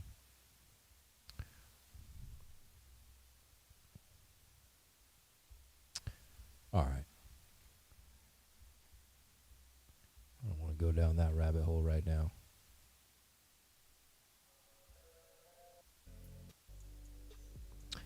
Guys, smash the like button. Yeah, but they have no cardio? What does that mean? DeFi will fix a lot of that stuff you were talking about earlier. Define happy. I don't remember now the context. What were we talking about? So, Bitcoin is at 68,675. Okay. In this range I crafted for you guys when we were up here, and I said we're going into this range, and this is an important range, and we're there right now. It's a really important range because it's the old high from 2021, both the old highs from 2021, and the first high we had that breached those two highs. So that's why I drew my box there. You guys want to learn why I put my boxes where I put them, shit like that. And there's nothing, I don't know. Part of this is just experiential too, right? Because the top of this high here lines up with also the bottom retest here and the breakout of this impulsive move. I don't know. There's a lot of things I look for. ETH is at 2006. So we're hanging out, man. It's debatable to some extent where this might go, but where did I put it there? Maybe it should be here. Yeah.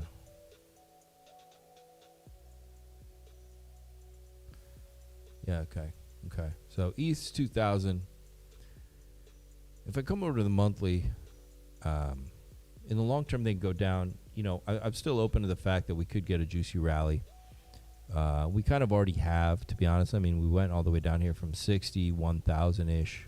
You know, we came all the way back up to, 74, right? And then we've been chopping, so we're at 68 now. So what's going on? Is the bear market in? Are we going even lower? Well, the first kind of idea that one of them I drew for you guys was that we're just going to chop in this range, possibly make a higher lows, which would still be in a bear market, but we never go in and base in to make a lower low. But I have more concerns, okay? I have more concerns. Too much time has passed. Obviously I want to see a juicy rally. Maybe we get one, but maybe as longer we go, the more I'm, for me, this gets lower. Like if we get back to 80, we're lucky at this point. If we get back up to, 85-ish, I don't know, somewhere between 85 and 90 would be a pretty tall order, man. But it's possible. Now, do we break and go to all-time highs? There would have to be a pretty big sentiment shift for that to happen. Okay, I really do think a big sentiment shift would have to happen. And I'll show you the reasons why I'm bullish, and I've shown them to you before. Okay. One of them is the others. Okay.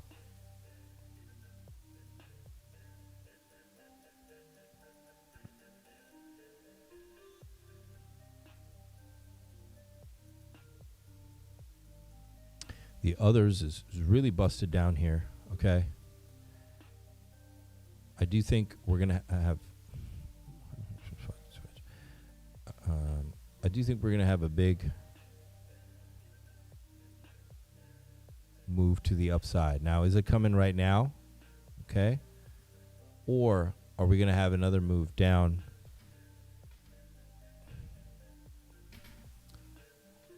Are we going to have another move down before we move back up? Because we do have a wick here, and this wick could fill. I know a lot of people are saying that, this has to just break up from here. And I want it to break up from here. That would be great. This is the others to BTC. But, like could it be like this? Could that happen? Yeah, it could. But it could also be that we could bleed from here, fill out this wick, and go, and almost like a double bottom, situation here. And that would be very strong. Like, look, this would be absolutely glorious, beautiful, huge W. Have a pullback here, giant cup and handle, and we're off to the races, right? So there's definitely still just a time issue here where this could just go a little longer than we think, even though it's ready to go in some ways. There's, do I have the...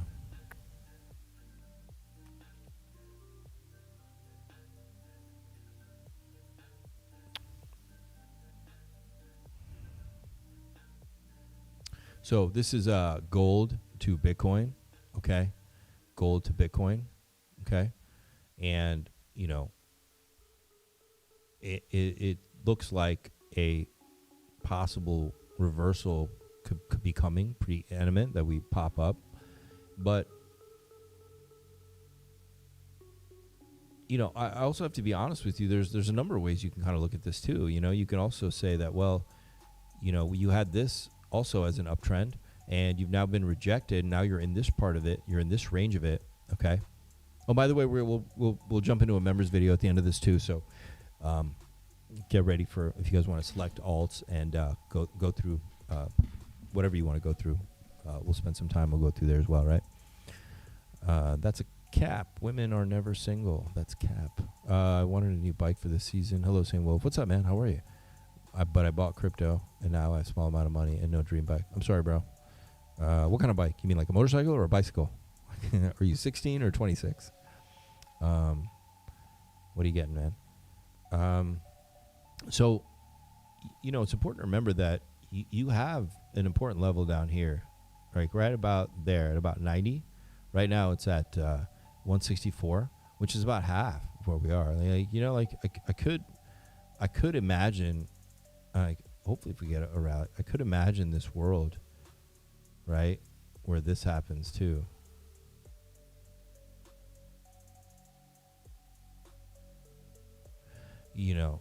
Something like that. Okay.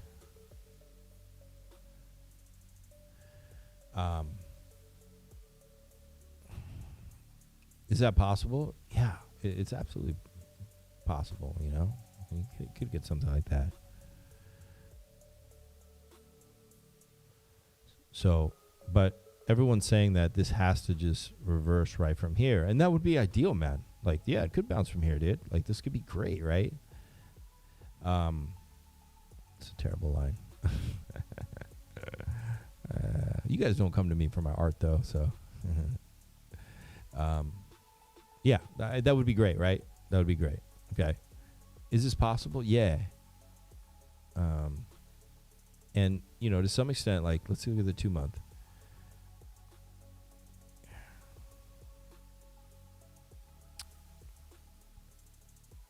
Gold is very bullish, man. Gold's very bullish.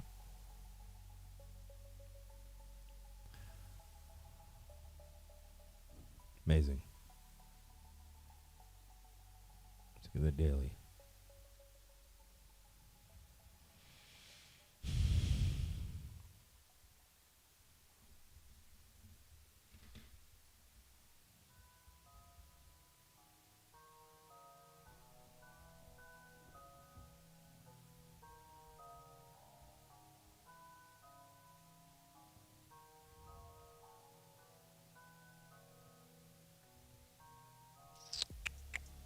It's an interesting looking chart, right? Yeah, let's go look at Solana.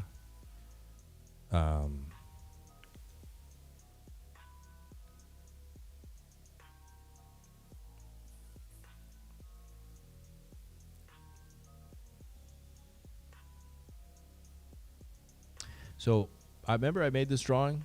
I mean, it's like played out like really nicely so far.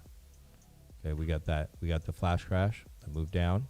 Okay, and if we make a higher low, and this would be the continuation of the bull run, right? That's what that would be. We get something like that, but it's not looking great, and it's also possible that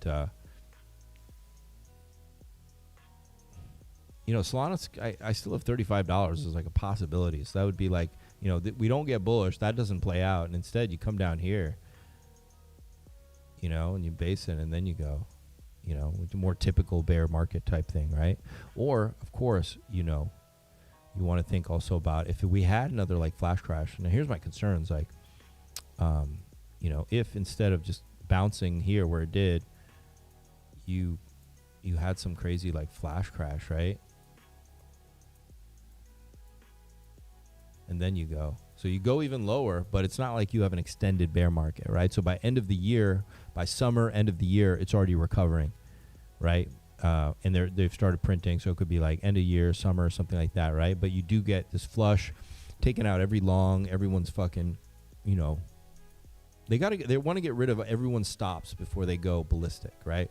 I mean, this is a certain reality a lot of people don't want to accept, but it's true, man. They do it to the upside. It goes higher than you would think. Why? They're getting rid of everybody's fucking stop loss. And what happens to the downside? It goes much lower than you would possibly ever fucking imagine, right? We're eradicating everybody's fucking position before they move up, right? So that's still possible too. I do think that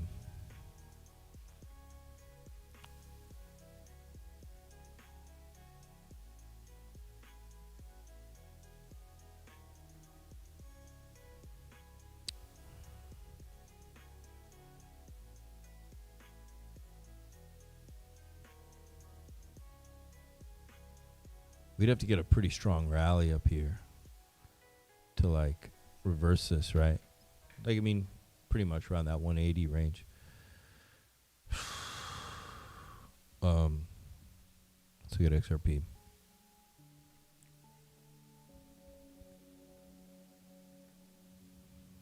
What the fuck mess is this? Same thing, if this gets a bullish reversal, that would have been the bottom, but I'm not gonna lie. I mean, there's definitely like, I think 70 cents, we could absolutely come down.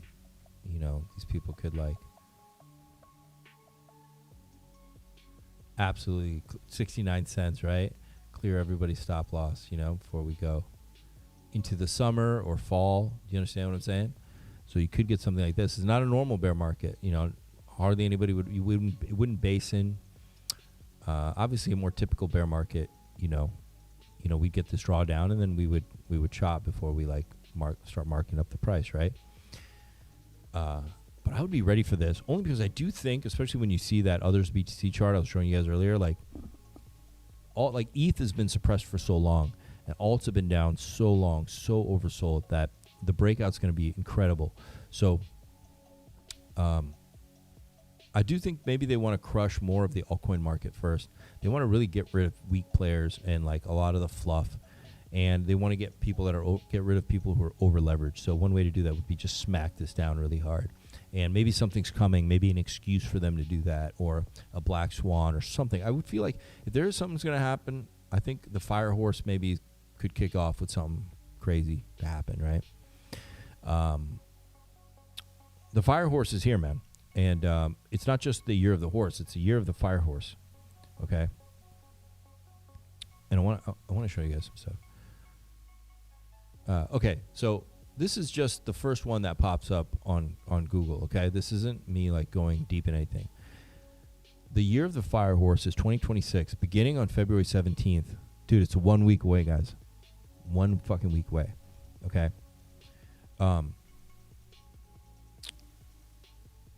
Ending on February 5th, 2027, this rare 60-year event is characterized by a double fire energy. Double fire energy.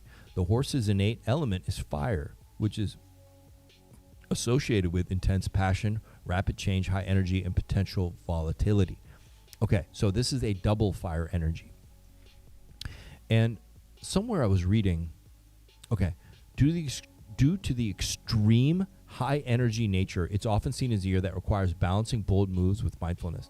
So I was reading somewhere that it can be very like intense and bad too, but also can be conversely in the opposite direction very good as well. The thing that makes it interesting is that, is there somebody who like is not like super, is a little bit neutral here? Let me read this one. Kind of so random. Oh, don't do pink bat. What the fuck? It's annoying as fuck.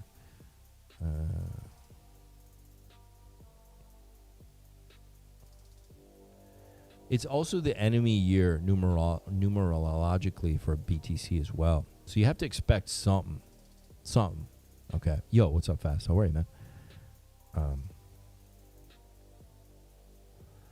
I'm good. Long time.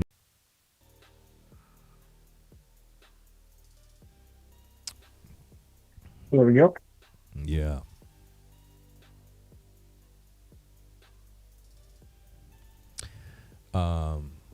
Cool, man. Good to have you. Thanks. Yeah, I just got in. I drove in. I was like, hey, Wolf's streaming. Let's see what's going on. Oh, yeah? Where'd you drive in from? I was at a wrestling tournament for my middle son. So it was what they call a duel, where they do one school versus another school, and each school puts up their best kid in that weight class. So my son was victorious with a pin in about 9 seconds. So that was good. Wow, that's pretty good, man. Yeah. Yo, can I take 1 second? I'll be right back. Sure. What's our topic? What's our topic tonight? God, we talked about people should believe the stuff in the Epstein stuff. We talked about Ferrari is taking ETH, and I'm about to go into some in-depth stuff about USDT outflows on BTC in the market. So that's it, man. We just started looking at the market, and you know more about that stuff than I do. How about I talk about ProveX for 5 minutes or however long you need? Yeah, we need to hear about ProveX too. I know people have been testing it now for a few days. So yeah, man, start with that. I'll be right back. I'll be back in like a minute. Hang on. You bet. So ProveX, guys, Richard Hart's latest project. We still don't know everything, but there's basically been a front end that's live, that's been released for testing. It's provex.com/app. Double check all your links. Don't just copy down anything I say. Take it all directly from the source. But it appears to be live. Appears to be have all the same features of ZK P2P, which is now called Peer. So you can access into crypto from Venmo, from all kinds of different stuff. Let me pull it up for reference here. Here we go. Yeah, so it lists Revolut, Venmo, Wise, Cash App, PayPal, Chime, just about every major currency you can think of directly into crypto. So on Pulse Chain, it's listing like direct to USDC. So that's just step one. There's only a couple buttons there. There's like buy, sell, and then there's a burn button, which I think is interesting because that burn button will be talking about burning the ProveX token. So the tokenomics that Richard quoted was that there'd be a 2% buy and burn, 1% from the buyer, 1% from the seller. So that could be interesting, if we get some major flow of funds through this protocol. The buy and burn at 2% could end up being a lot. Just to put a number to it, so it's rumored that Richard Hart is a billionaire. If he put $1 billion through, 2% of that would be $20 million. So like $20 million of buy pressure on the ProveX token with let's say if it had $100,000 liquidity pool, which is totally possible, it would move the price of that token and pull up the price of any other token that's paired against it, which on Pulse Chain is an important point because everything, and I mean Richard Hart tokens, as well as all the other, non-Richard Hart tokens, they're all kind of tied together in terms of liquidity, right? So if, let's say ProveX does a 200x out the gate, it's going to pull up the price of Pulse, PulseX, Hex, Inc., etc. And when those go up, it pulls up just about everything else on the chain. So, I'm a bit of a hopium dealer today. Don't get me wrong. You do your own research, not financial advice. But if ProveX has a good couple of months, it could be really good for the chain. And just think of the concept of a Pulse Chain season where like, oh, look, Pulse is up 30%.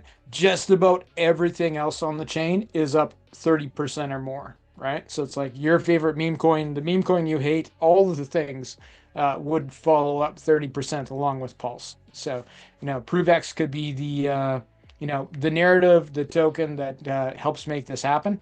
But the tech involved, which is like part of it is a bridging tech where this can be an easy way to get on or off of the Pulse chain. It could be an easy way for Richard to get on or off of the Pulse chain if he's looking to get funds in, particularly in a somewhat incognito type fashion. I've always had a suspicion he built this for himself. A lot of founders do that. They build things that they want to use. I've built things that I use every day. So I could see Richard building this to move $1 billion through to do what he plans to do. So, a lot of assumptions here, but it's not boring to think about. And I was actually surprised that we have the app already. From the things that he said in the past, my assumption was there was going to be a token that would come out and it would have zero utility attached to it. And people would be able to just buy and sell, trade that token on speculation, which could be, speculation can be better than reality. So we certainly could have seen, some intense, price action there. But if the protocol already appears to be like in beta right now, meaning they're testing it, right? And you should look at it as that, right? Like don't run $1 million through this thing, run $10 through if you want to try it. But if it's already in beta, then he might have pivoted to releasing the token at the same time as the full protocol going live, or at least the minimum viable product portion of the protocol. And we could see some immediate utility to this token. Of course, the utility is it gets bottom burnt. It won't have anything else in particular. But I think that's going to make for a pretty big announcement the day the token comes out, which now I think is most likely to be the day the protocol goes officially live, even if it is partially usable right now. But there's probably going to be some add-ons for the current utility. There's quite a few things you could do with ProveX with the right add-ons. Everything from crypto subscriptions, like paying your Netflix bill with crypto, to setting up an insurance company that pays automatically when something is verifiable online, like the weather or your flight being late. But just the bare bones version of this is a really good on and off ramp with some privacy and peer-to-peer trading involved. Just that alone, if that launches with the token on time and we get some buy and burn action, and especially if Richard runs, a couple $100 million through it, which is something he may well do, we could see some pretty good price action on Pulse Chain when that happens, right? And with things going down right now in crypto in general, now I'll let Wolf comment on that because he knows much more about the macro than I do. But I can see a scenario where everybody's scared, everybody's looking at charts aren't looking that hot. It's set for Pulse Chain. What would people do then? Right? Of course, some people on Pulse Chain are going to sell. They're going to sell oh, it's good here, it's bad everywhere else. I'm selling here and I'm buying somewhere else. Maybe. But the effect I think Richard would be looking for, what I would look for is oh, look, Pulse Chain is green. It's getting better every day. Everything else gets worse every day. I should move my money to Pulse Chain. And I would not be shocked if that was, part of the marketing plan. But once again, I have no special knowledge here, or insider plays. I'm just looking at the details, the dates on the calendar, and the tech that we now seem to have, at least partial access to. So that's where it's at. How many $100 transactions until we reach 1 billion? Well, I think that problem, sir, can be solved with math. Let's find out. So 1 billion. And then add 2 zeros to it. So we'd have 100 billion. Yeah, it'd be 100 billion transactions. Oh, no, take 2 zeros off. Sorry. It would be, 10 million. No, 100 million. 100 million $100 transactions would be $1 billion. That makes sense. Yeah, there we do.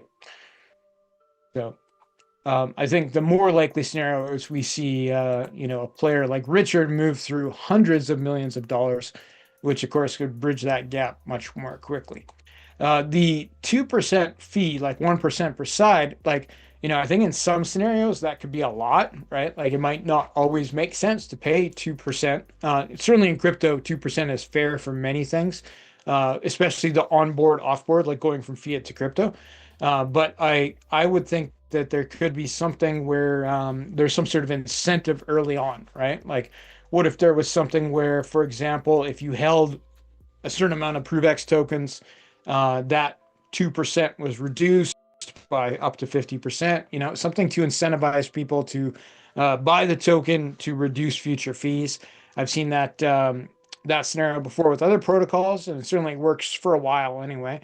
There could also be, the thing I think that Richard should do is incentivize people to use it, like literally bribe them, like you get a kickback if you use this thing as your onboarding mechanism or offboarding mechanism for at least 3 months, because that will develop like a habit forming, like, oh, I use this every day for 3 months because I made $10 a day doing it.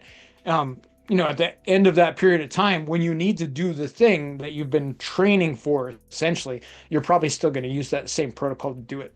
So I think that's there's a good chance that he could do something like that.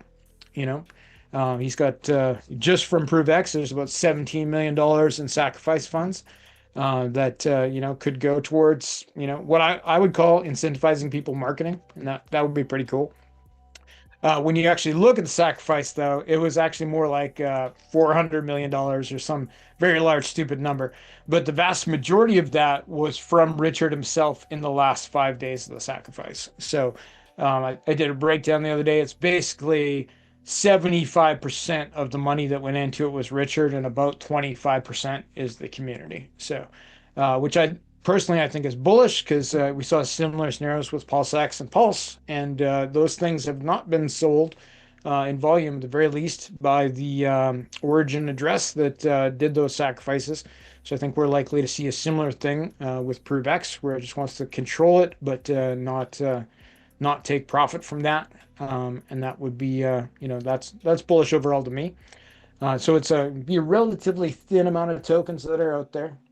And there should be some price action, right? So obviously we have the buy and burn, but I think the speculation alone, just within the echo chamber, will make for some interesting days on ProveX. Oh, you're back, Wolf. Good. I was running out of things to say. And you're muted. The SAC was awesome, man. Yeah.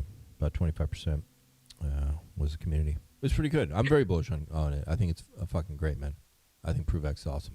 You think so? I was surprised to see the protocol live, right, for testing. That's super bullish to me, because I thought it'd be like, oh, he releases a token a month after the sacrifice, and then we wait another 6 months for a protocol. But now I don't think that's going to happen. I think we're going to wait another month, and then we'll see protocol and token, like full meal deal, and then it will start to be add-ons for the protocol. So it could be like a functional thing right away. Really? Why do you think so? Well, because like Richard announced it, and somebody found it before he announced it.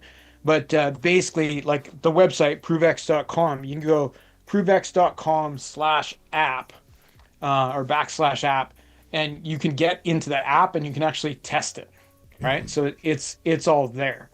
And you can see the app, you can see the options. I think some of them are active. You can actually use them. You can see the drop-down menu that lists like Zelle, PayPal, Wise, Cash App, etc. And like all the currencies that you can move from Uganda shillings into USDC on Pulse Chain. Nice. Via the Wise platform. I could do that right now in theory. Love it. Yep. And then like that's just the start. But I heard a rumor. I'm calling it a rumor right now because I haven't confirmed myself. But that the code for ProveX was deployed by the co-founder of ZK-P2P, which is what ProveX is based on. And to me, that's super bullish. One, that he's obtained a competent dev. Like, okay, that's fine. But two, that maybe there's been some more business deals. Like if we're going to have things like PayPal, Venmo, etc., all on day one, because he's co-opted some business from this other founder who made this thing in the first place, and then Richard's job just becomes making it big, being the promo guy. Richards hasn't been really good at making business deals in the past. Like like we're not listed on centralized exchanges, like all those kinds of things, because he does a cyberpunk thing. But like, I'm not saying he should change his ways, but like if we're able to start with some deals already there, like, oh, you can use PayPal directly to Pulse Chain via this, like that's a big jump for Richard from like past activity. And to me, that like puts us in a way more bullish position where if we're in the same position, oh, there's no founder, but somebody's got to make these business deals, but who's in charge? Nobody knows, right? Like, okay, maybe we've moved past that. And I like the cyberpunk thing, but sometimes you have to like shake some hands and kiss some babies to get into the big room. Yeah, right. That's how it works, man. So I think maybe we're doing that. Or eat some. Sorry, it's not a good joke, man. Yeah, it depends who you're trying to please. Yeah. Hello, everybody. Richard Hart here. I hope you've noticed at provex.com, there's a cool new project. It uses zero-knowledge proofs. It does stuff blockchains can't do. It does stuff off-chain and then puts it on-chain with a token, burns a token, and all this other cool stuff. It's being given away for free to those that have sacrificed. What are they sacrificing for? Go check it out. I think that's like $8.5 million worth. Nice. Okay. We know that story. Very cool. I think it's awesome, man. I think it's awesome. Going to be amazing. This is going to get a lot of hype at the right time. It's going to get a lot. I think it's going to do a lot of X's, guys. I really do. And yeah, it's like in your world, Wolf. It will be the lowest market cap Richard Hart token. Like if we look at the sacrifice value, right? Like only $17 million, right? Versus, I'll have to double check, but like Pulse X was over $1 billion sacrificed by itself. Crazy. Yeah, ProveX is going to be crazy. So like based on those numbers alone, it's like a big difference. I think that he's going to strategically release it into the start of the crypto market getting bullish again. I'm not sure he would release a token into if we have some sideways bullshit nastiness for a few months. You know what I'm saying? I'm guessing. I guess it depends on where he wants to position in the market, right? Like one theory I have is that he releases something like this and then starts pumping Pulse Chain when everything else looks crappy. That's another possibility. Right? Yeah. So that this becomes the safe place. Be like, everything looks bad except for Pulse Chain. We've been dissing Pulse Chain for like the past 5 years. I'm theoretically speaking as a regular non-third eye influencer. They've been dissing us for like 3-4 years, but then all of a sudden Pulse Chain's the only good place to go, right? Could be. Start to pick up some big KOLs and like bang, it like 1 week, 1 month, like could make the whole game. Yeah. Could be. So yeah, Atropa is bullish. I think I've been saying that till I've been fucking blue in the face with you guys. It's a strong chart. It's bullish again. It always stays kind of bullish, even in a downtrend. It's just a great looking chart. Ink is at 50 cents. Pulse Chain is 4 zeros and 11.42, and then you guys know my call was 0.000013, and we're still kind of in that general zone. We're 0.0001. Now we have broken underneath support.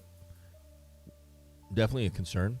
We're going up to retest it, and I told you guys, like, if we make a head and shoulders down here, which we're doing right now, and I talked about this last couple streams. I said if we get this, which we are, and we break above, that would be great, right? We get back above, retest, and we're like, at least we're hopefully making some structure out of this area. So that could be the bottom, 0.000096, which would give you a clean 10,000x to 1 penny, correct? Does that sound about right? Nice. So yep. that could be the bottom. That was something we talked about before. I had my call at 0.00013, and then we talked with somebody who was like, hey, I think it would just go all the way down to 0.00001. Makes sense. And yeah, it does make sense. So that could be the bottom. It's possible. But we don't know yet. So this isn't confirmed, but we have this inverse head and shoulders down here. It's nice. Pulse X is 5 zeros and 9. Exact same thing. It's been building the exact same structure down here underneath the broken support. We can go look at.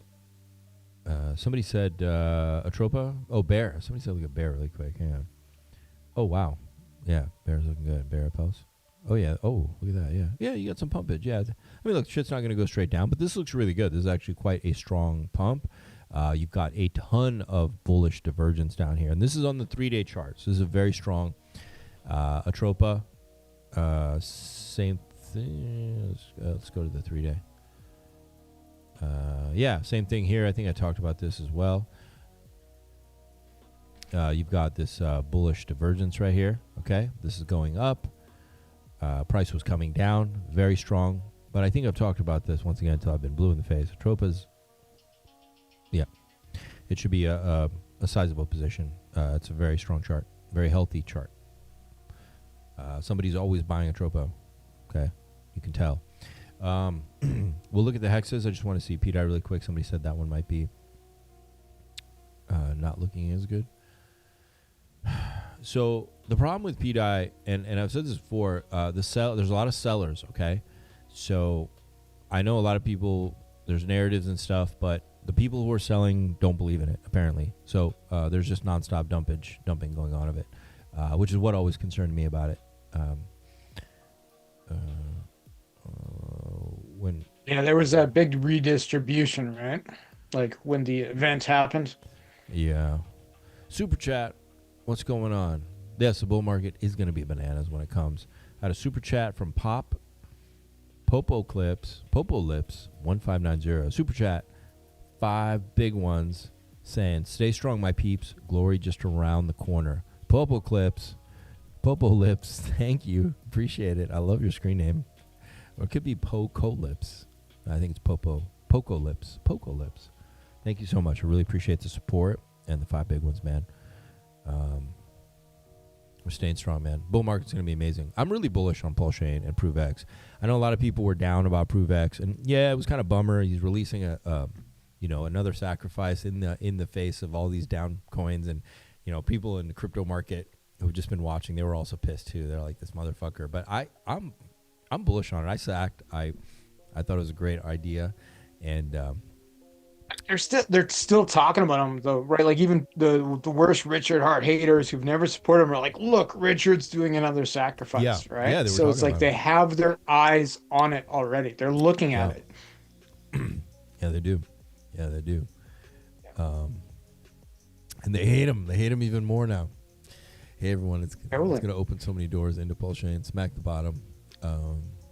That's the thing with ProveX is that, like, it has the potential to be a centralized exchange killer, right? Because you can move like directly from fiat currency via various means. Like you don't have to touch the exchange, whereas the narrative a lot of people do. The promise is enough, right? I mean, that's true. It's such a great narrative, man. No, it's all about narratives, isn't it? Yeah, it really is. Which I kind of hate, but it's true. Yeah, and if it does, and it proves to be great, kind of like Bitcoin was like that, man. It was a narrative. Once it completed a couple cycles, it became like, no, I think this is the thing, right? And I think that if we're using it, it's working, great, win-win, right? But in the meantime, just that fucking promise, let's see what it's going to do, which I haven't seen. I haven't used it myself, right? So, but just that narrative, man, is fucking great. Such a great advertising narrative. Okay, Hex. Or WBTC is at 150. Still in this purple box, looking good. Right where we want it. Hex on Pulse. What's going on with the free fall? What's going on? Are we still free falling? And I'm free falling. Here. Come on. Let's take a look at Crypto Solve. He often has captured the data on stuff like that. He's got data on it. Well, if there's somebody big who's consistent, like he's often sorted it. me see if I can find it. I mean, this could be the support. It could be the support right now. You know, this could be it.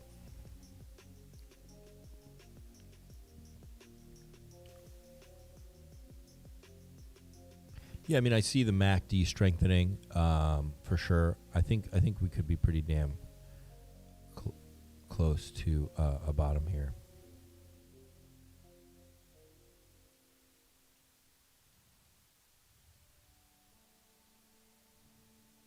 Hard to say.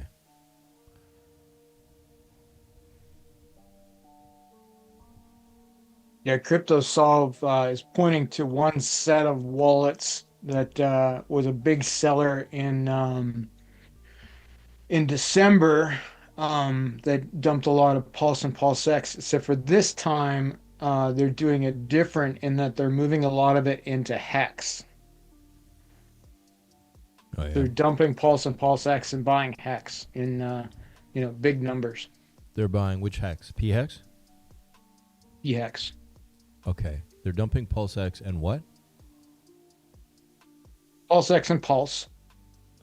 Interesting. And they're buying Hex, including buying Hex with dye that they acquired from dumping large volumes of Pulse and Pulse X in the past. So in the last 3 days, they've dumped $80,000 worth of Pulse and Pulse X. And they still have $250K of Pulse X in the wallet in question. So, but they've bought up Hex. So it's just somebody rotating, I guess. Yeah. Could be a player. Yeah, it's good, man. I see some bullishness on the daily for sure. We have inverse head and shoulders down here. So you definitely have some kind of bottom in the sense like we see with everything that we looked at. Atropa had it too. I don't remember what Bear had it going on. We had this inverse head and shoulder. You got a similar thing forming over here on Hex. So definitely some kind of reversal. Should start moving to the upside. How long that lasts, I don't know, right? We need to reclaim, like, for example, we need to get above 0.002.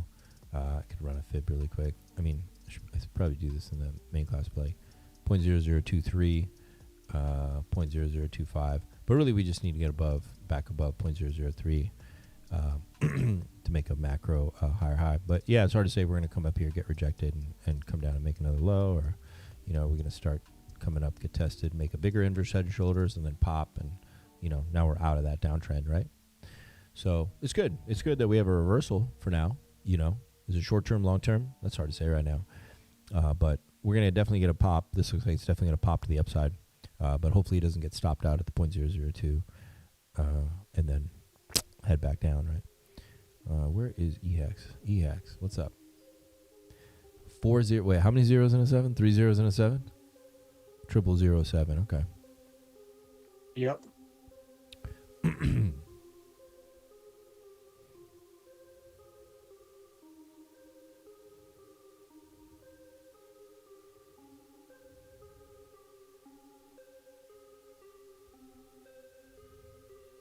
I gotta say, I'm not as bullish on EHEX. I know it's the popular conspiracy hex, but if you want to go that far, there's hex on ETHW and even Ethereum Fair. If we want conspiracy hex. Yeah, it's a tough one. It's speculation. I mean, I do think PHEX is really undervalued. I had people book privates with me, and I was open about it. I was like, PX is could be a strong, could be a good idea to have a good amount, decent amount of PX, man. Yeah. Not financial advice, but it definitely looks. It definitely was. Looking good. And Inc. 4TW also agrees with me, too. Most undervalued, he says, of all the cores, lowest liquidity. Yeah, I agree, man. I think it could be a really good play. ETH. Okay, so let's talk really quick. BTC, extracted. What did the...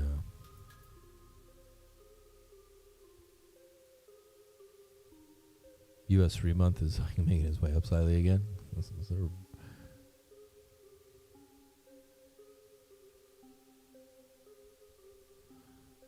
Yeah, I'm also distracted. So market cap, USDT dominance. All right.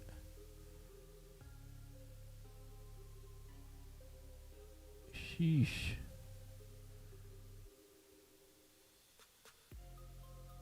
Yeah, I mean, that's the one we want to be low, right? Yeah, it looks way like too high. It looks like it's flagging out. Okay.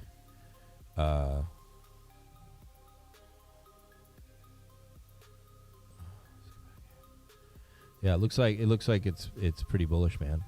This just looks like a nice little hammer, little dragon right there. Looks like it's making a bull flag, but we got to see what happens. Or is this a top? It's got to break out of there. Got some resistance right there. That's fine. It's quite bullish looking. Let's come back here. Fuck, bro. It's not good. Not good at all. So, but my main concern is going to be, oh no, there's something else I want to see here.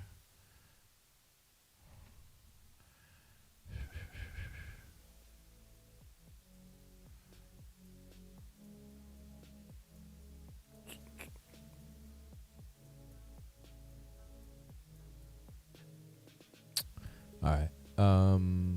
Silver.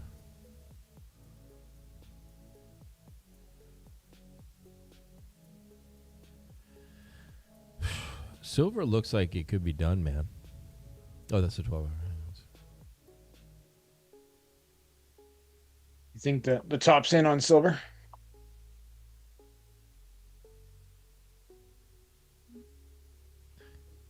Could be, man. So when silver usually tops out and it's done, if it is done, markets usually take a tumble, and then usually markets go very ballistic shortly afterwards.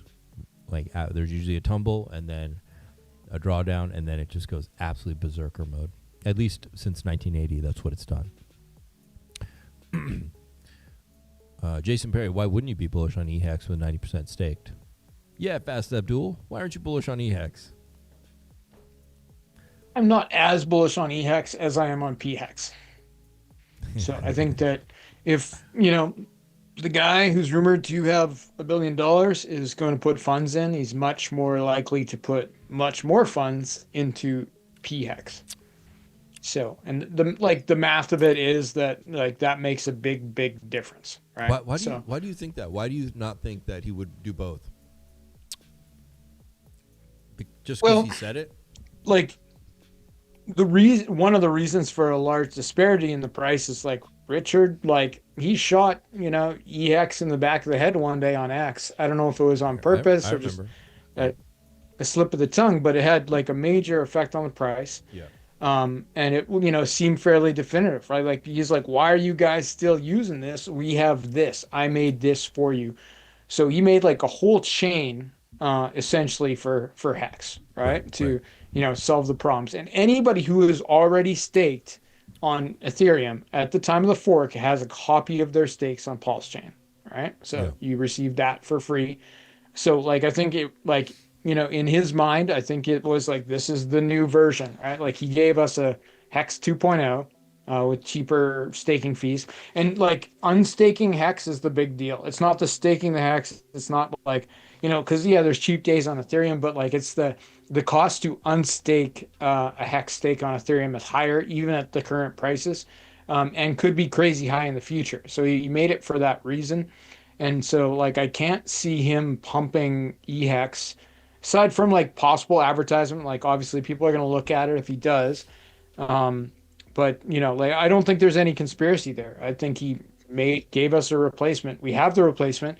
The old one still works and will work forever because it's immutable code, meaning the code can never be changed. But he already has chosen his favorite son, and will likely bequeath that son with more of his fortune than the less favorite son.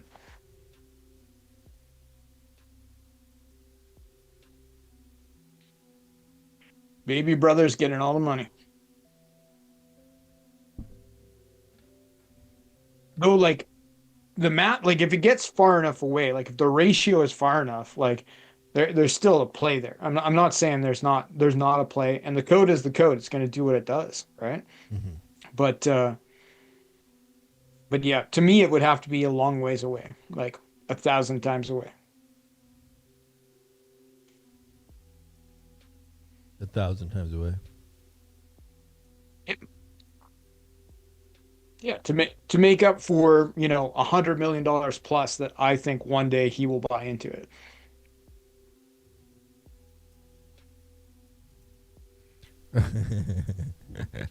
Jason doesn't.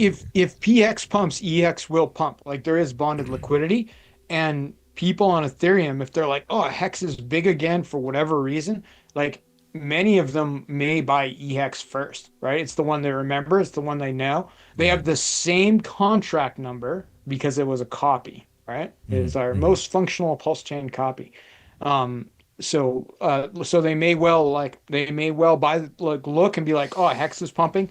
There's two Hexes with the same contract number. I'm going to buy the cheaper one, right? If you didn't know any better, that would seem like a logical choice, right? So, we may get a different kind of pump on that, which is great.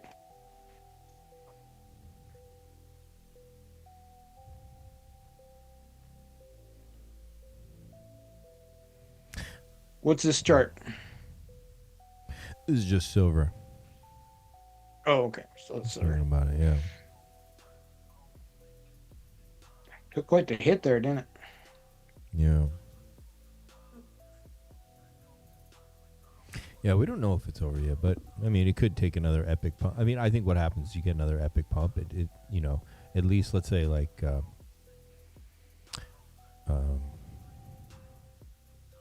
yeah, I mean, you get like at least like another pump up to like $100 or something. That's when you'll find out if it's gonna like chop and then come up here, and then either it's going to break through and go for it, or it's going to come up here and get rejected and slam down and probably come to maybe around $50, $55. That sound about right?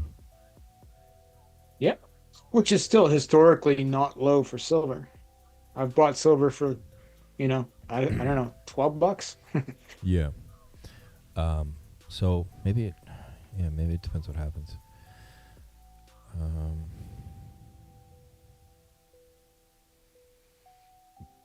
It could go higher. I don't know what's going on, man. I don't know. So I want to read you guys this. So let's go to BTC. And let me just look at MSTR.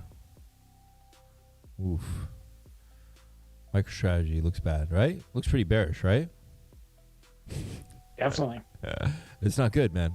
So I have concerns a lot of times going on. I made calls before. I was hoping for a major rally. I was also hoping that this could be the low and we have higher lows, which still could be the play, okay? But I just want to show you my concern. We see the USDT dominance, how it looks bullish, correct? Well, another thing is that this article just came out like 2 weeks ago. USDT demand stalls in January, signaling capital outflows from the market, okay? The market has not seen issuers mint billions of dollars in stablecoins daily in months. In 2026, January, stablecoin growth showed clear signs of slowing. This signal raises questions about what the market might be facing next. By comparison, stablecoin trends with Bitcoin price movements in similar historic periods, several potential scenarios emerge. For example, I want to show you this. And so this was the chart January 22nd. This is USDT.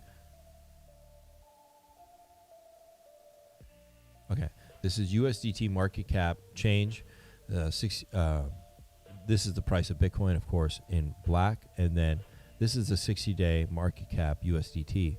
And you could see when we got to that high of here, 100,008, that was the highest for the BTC.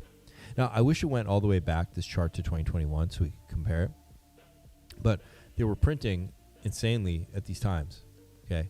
And obviously it's come back down, okay? And it's coming back down dramatically, which is no big deal, okay? But one thing we get over here on this chart is you can see the bear market of the end of 2022, 2023, which, to be honest, the levels of it were around what it was here in January in terms of USDT levels. No big deal. We've had those levels throughout this bull run. But then you see the levels go into the negative end of 2022 and into 2023. Okay, that's USDT market cap, like how much USDT is out there in fucking circulation. Okay, it's going like negative, which means they're just like pulling it. And I don't know that technically how they do that, but obviously I know how they print it. So there's some system of pulling it back as well. Like, you know what I mean? And you can see how negative it went before price went ballistic on Bitcoin again. And it did it very sharp. That was like January 2nd or something, right? And you can see January, right in the beginning of January, USDT starts skyrocketing in volume and quickly going up. Okay. And then it pulls back a little bit. They pull some back. And then we've been in this bull run. Now it's coming down. Now it's coming down to the levels it was in the summer of 2022. Now, what's interesting is if you go to like the most recent chart for it, which I pulled here, this is recent, okay? And I want you to see where it's going now. It's going into the negative, okay? Or it's going to be past 20K by now, okay? It was already getting there to 20K, and 20K is down here. We're absolutely engaging that area, okay, which is lower than it was in most of these other points of this bull run. Okay, these are these other points. We're now dropping lower than that. So that's a concern. Does somebody know something? Are we going to get some kind of crazy drop like we had here in 2022, and then we had this higher low scenario and went up, or is that what's going now? So, for example, that would be maybe like what I drew here, but if there was another drop, it would look something like this, right? It would be something down lower. Now, I don't know what that means. Could it just mean another flash crash is coming? Yeah, it could also mean, and I've talked about this before, that, you know, as we've pumped up here a little bit, you know, I do think we're still got to get some kind of rally.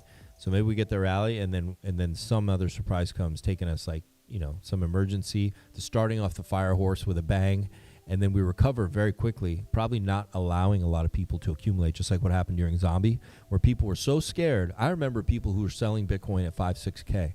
You guys remember that shit? Somebody told me, they're like, oh, I sold all my Bitcoin at $6,500. Well, dude, that was right before it went ballistic, okay?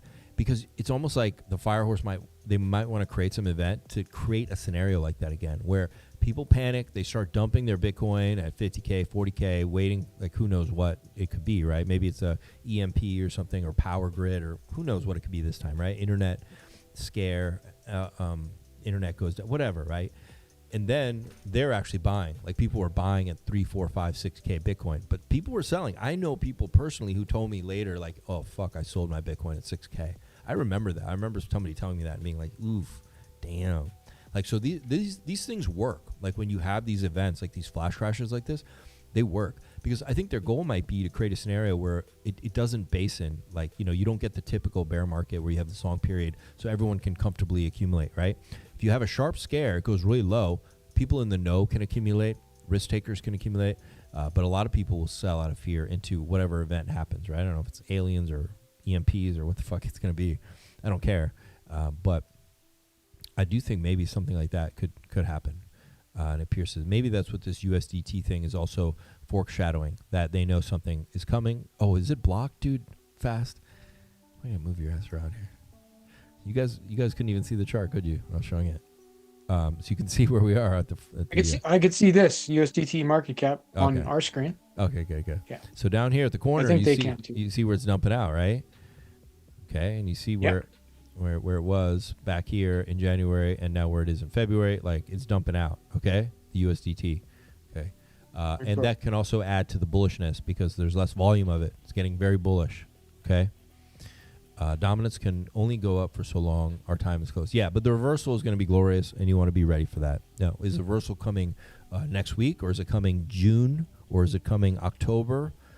I don't know, right? But we're not that far. We've kind of been around for long enough now where you know it's coming, okay? How it's going to be played, I don't know. Maybe they kick off the...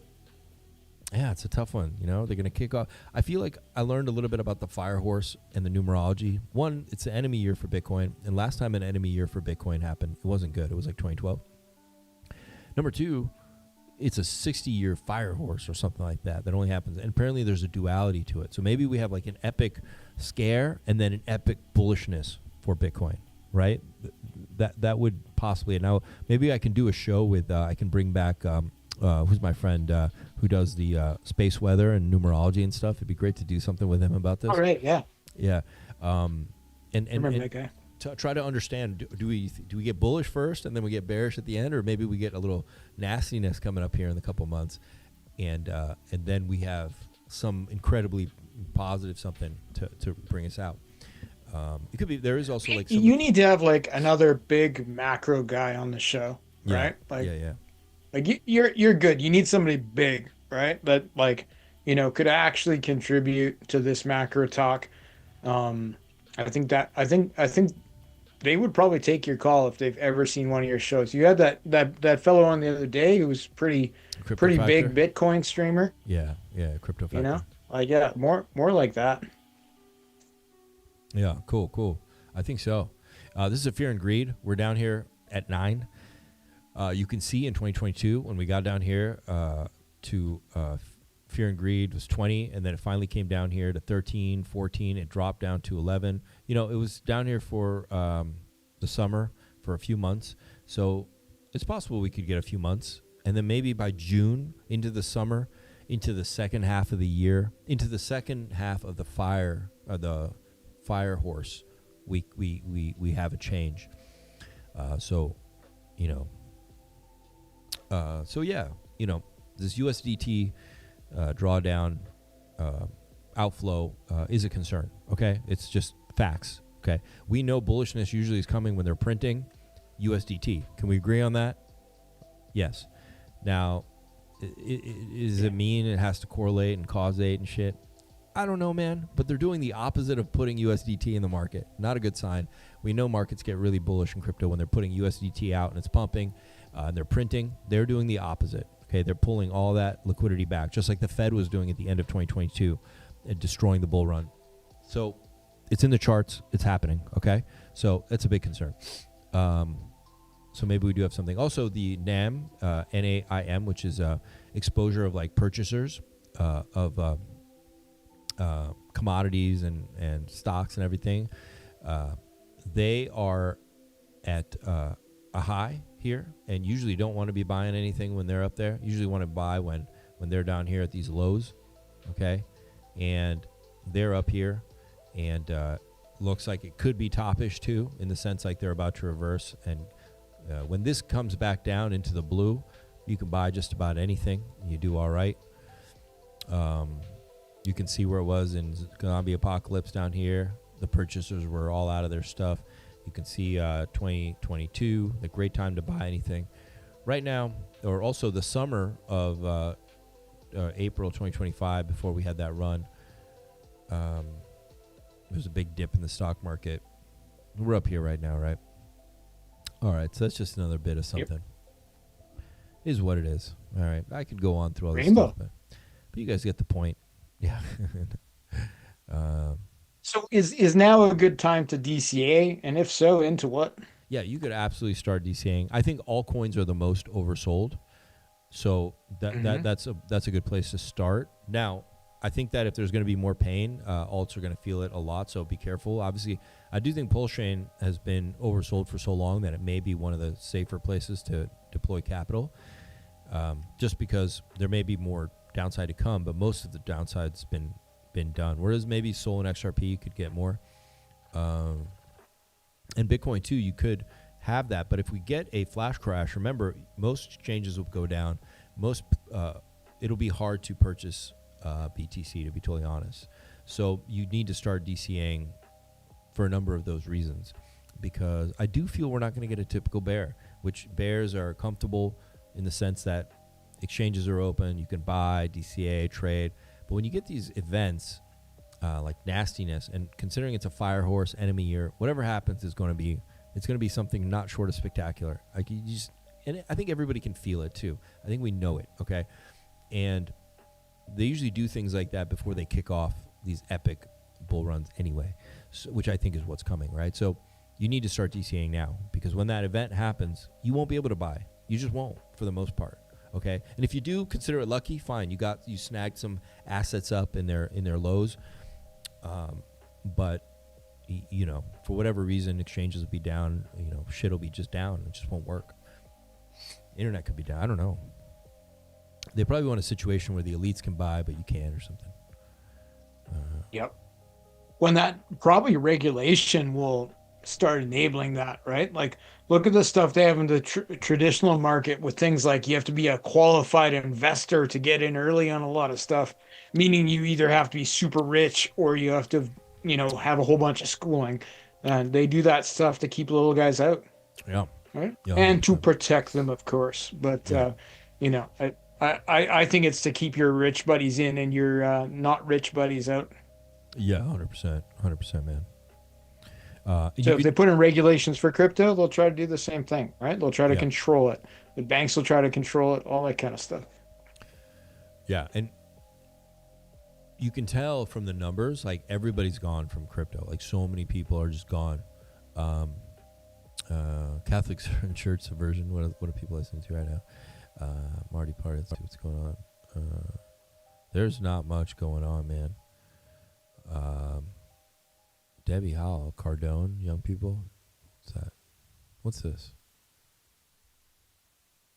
Different things that I've seen on social media, but a lot of it comes down to government control, the Fed, kind of like what's the point of it, like who really started it.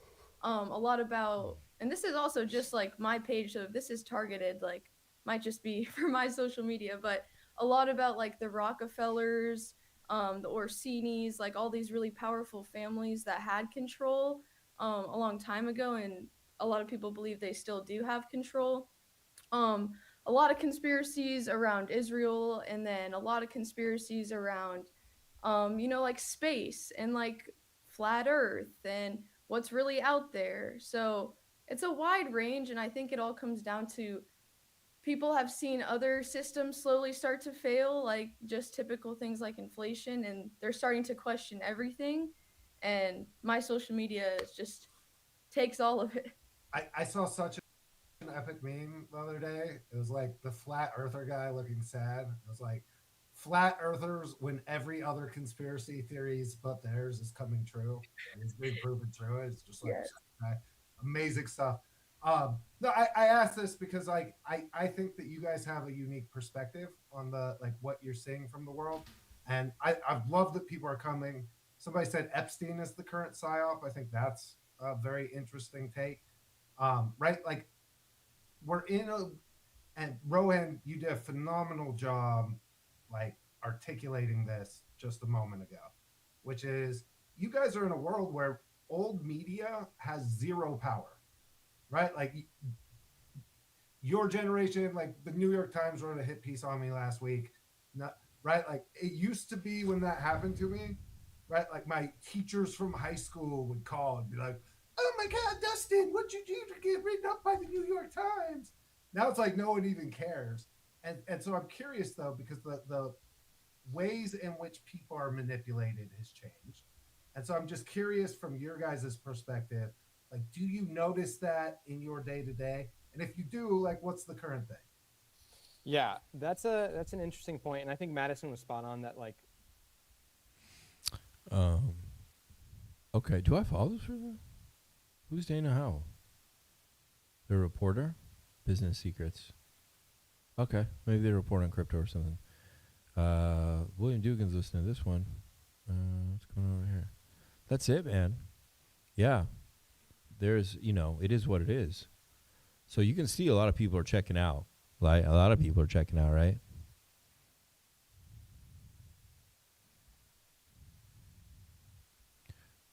Yep.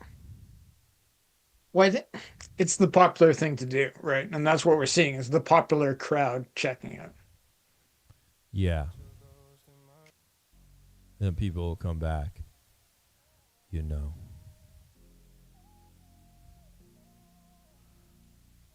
Yeah, this is why you don't want to get in bar fights with people, man. Indeed, yeah. And if you do, don't let him wrap his legs around you. Jesus. That'd be equivalent of like a knee bar or an arm bar, you know? You could, bending your elbow backwards would definitely be way easier than breaking 4 baseball bats. Yeah, man. Opening. It's the This ice is wall in natural. Patagonia. Because the way look at the way.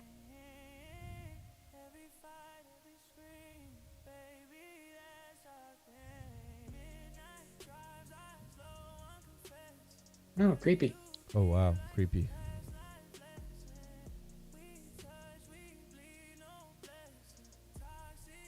Oh, she became a Girl's got a long neck. pilot. She flew the Lolita Express. Then she vanished in 2024. She's still missing. More creepy. God. This shit's so fucking scary, man.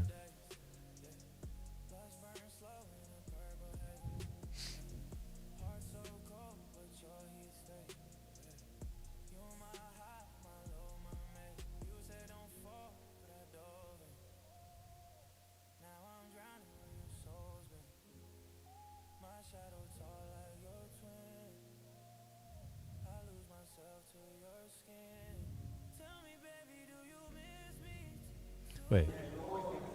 Why? That's Vitalik being a weirdo with that dog.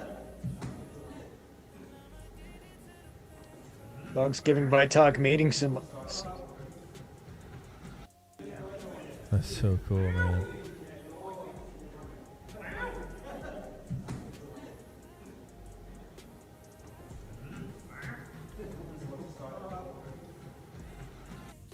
Jesus. Need that guy to get back to work.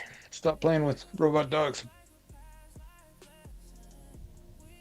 This internet up. Ain't nobody streaming nothing. Streaming was created for real-time editing. The reason we're all into streaming, the reason why they took the hard drive out of the Apple TV, the reason why they don't want you with content is because they want to be able to alter content. See, if you're streaming, it's on their server, not yours. You don't own it. You don't even have it. That's why they sell a computer now, the fastest computer out right now, and the hard drive is tiny. Why you only give me 128 gigabytes? And then if you want more, you got to pay thousands of dollars. Absolutely. Why are they doing that? Because they want it in the cloud. Because 2 things happens if it's in the cloud. One, they have it. And the other thing is, they learn it. Metatron don't know. He's not omniscient. He's not like God or whatever. This demon spirit has to learn. It's been revealed. Richard was just talking about this stuff, about people uploading all of their data to Google, living off the cloud. All your data is like owned by big commerce. Yeah. Yeah. Well, it's convenient, right? The things are files are really big, and I can access them from any machine I have. If you have it on one thing, you're not very mobile, but it's a trade-off, right? So, look, man, I think it's really great technology. I think it's wonderful. I think you should use it. If you have things, you need to be private. If you and your missus are making home videotapes yourself, you like to watch later, maybe you don't put it in the cloud. Maybe you just keep that. So it's nice having the option. Attacking technology and evolution of technology is not good. There's a lot of benefits to it, right? Like, I use it because it's so fucking awesome and convenient, and it doesn't slow my computer down, my phone and my thing. And then when I get to my office or home, I have all the work I did all ready for me in the cloud. But obviously, if I'm running a drug cartel, don't use the cloud, man. Like, you probably like. You got your own. Yeah. I never use the cloud for any of my drug cartel work. Yeah. You're counting. We had 5 kilos come in from. No. So yeah, Kurt Cobain was murdered. Of course he was murdered. I don't know. Was that news to everybody? Well, I thought he committed suicide. That's what they told me. That's what they told you. So, like, was Kurt Cobain really like? Was he worth murdering? Right? Like, he was a rock star. He wasn't changing much. I don't think. Sometimes they do it to get rights to like the portfolio the catalog, music catalog, Yeah. and rights to certain things. They have like interesting things in their contract that, you know, if they do commit suicide, it's something. He also, his wife maybe could have been part of it. Maybe she just wanted the money. I don't know. You know. Possible. 我不管是对任何人哈，就像对那个乞丐也是一样的心态嘛哈。然后聊了。我接个电话。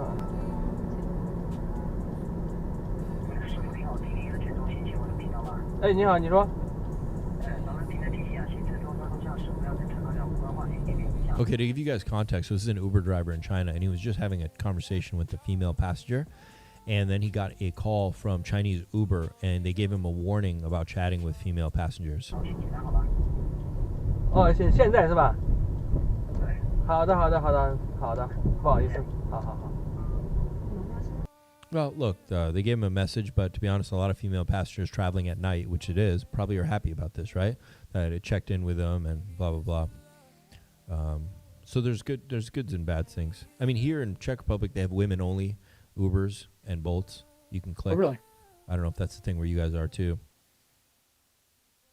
Well, I think there was a gap in the market there for a while because, like taxi drivers were under a certain amount of speculation, especially in big cities. Like in New York City, like they had like a thing called a medallion that cost hundreds of thousands of dollars to be a taxi driver. Yeah.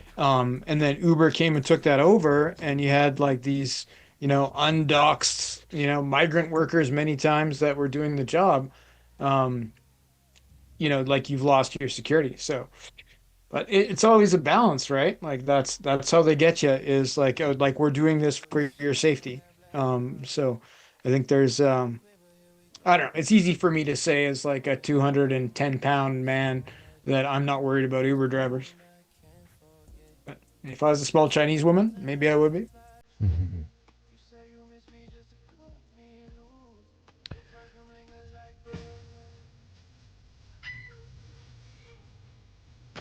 I don't know what these girls are worried about. Oh, they should have been more worried. Car is probably not the best place for that. Yeah, keep your seatbelt on. Her friend brake checked her. Why would you do that? It could have been much worse. Could have been really bad, man. Fuck around and find out.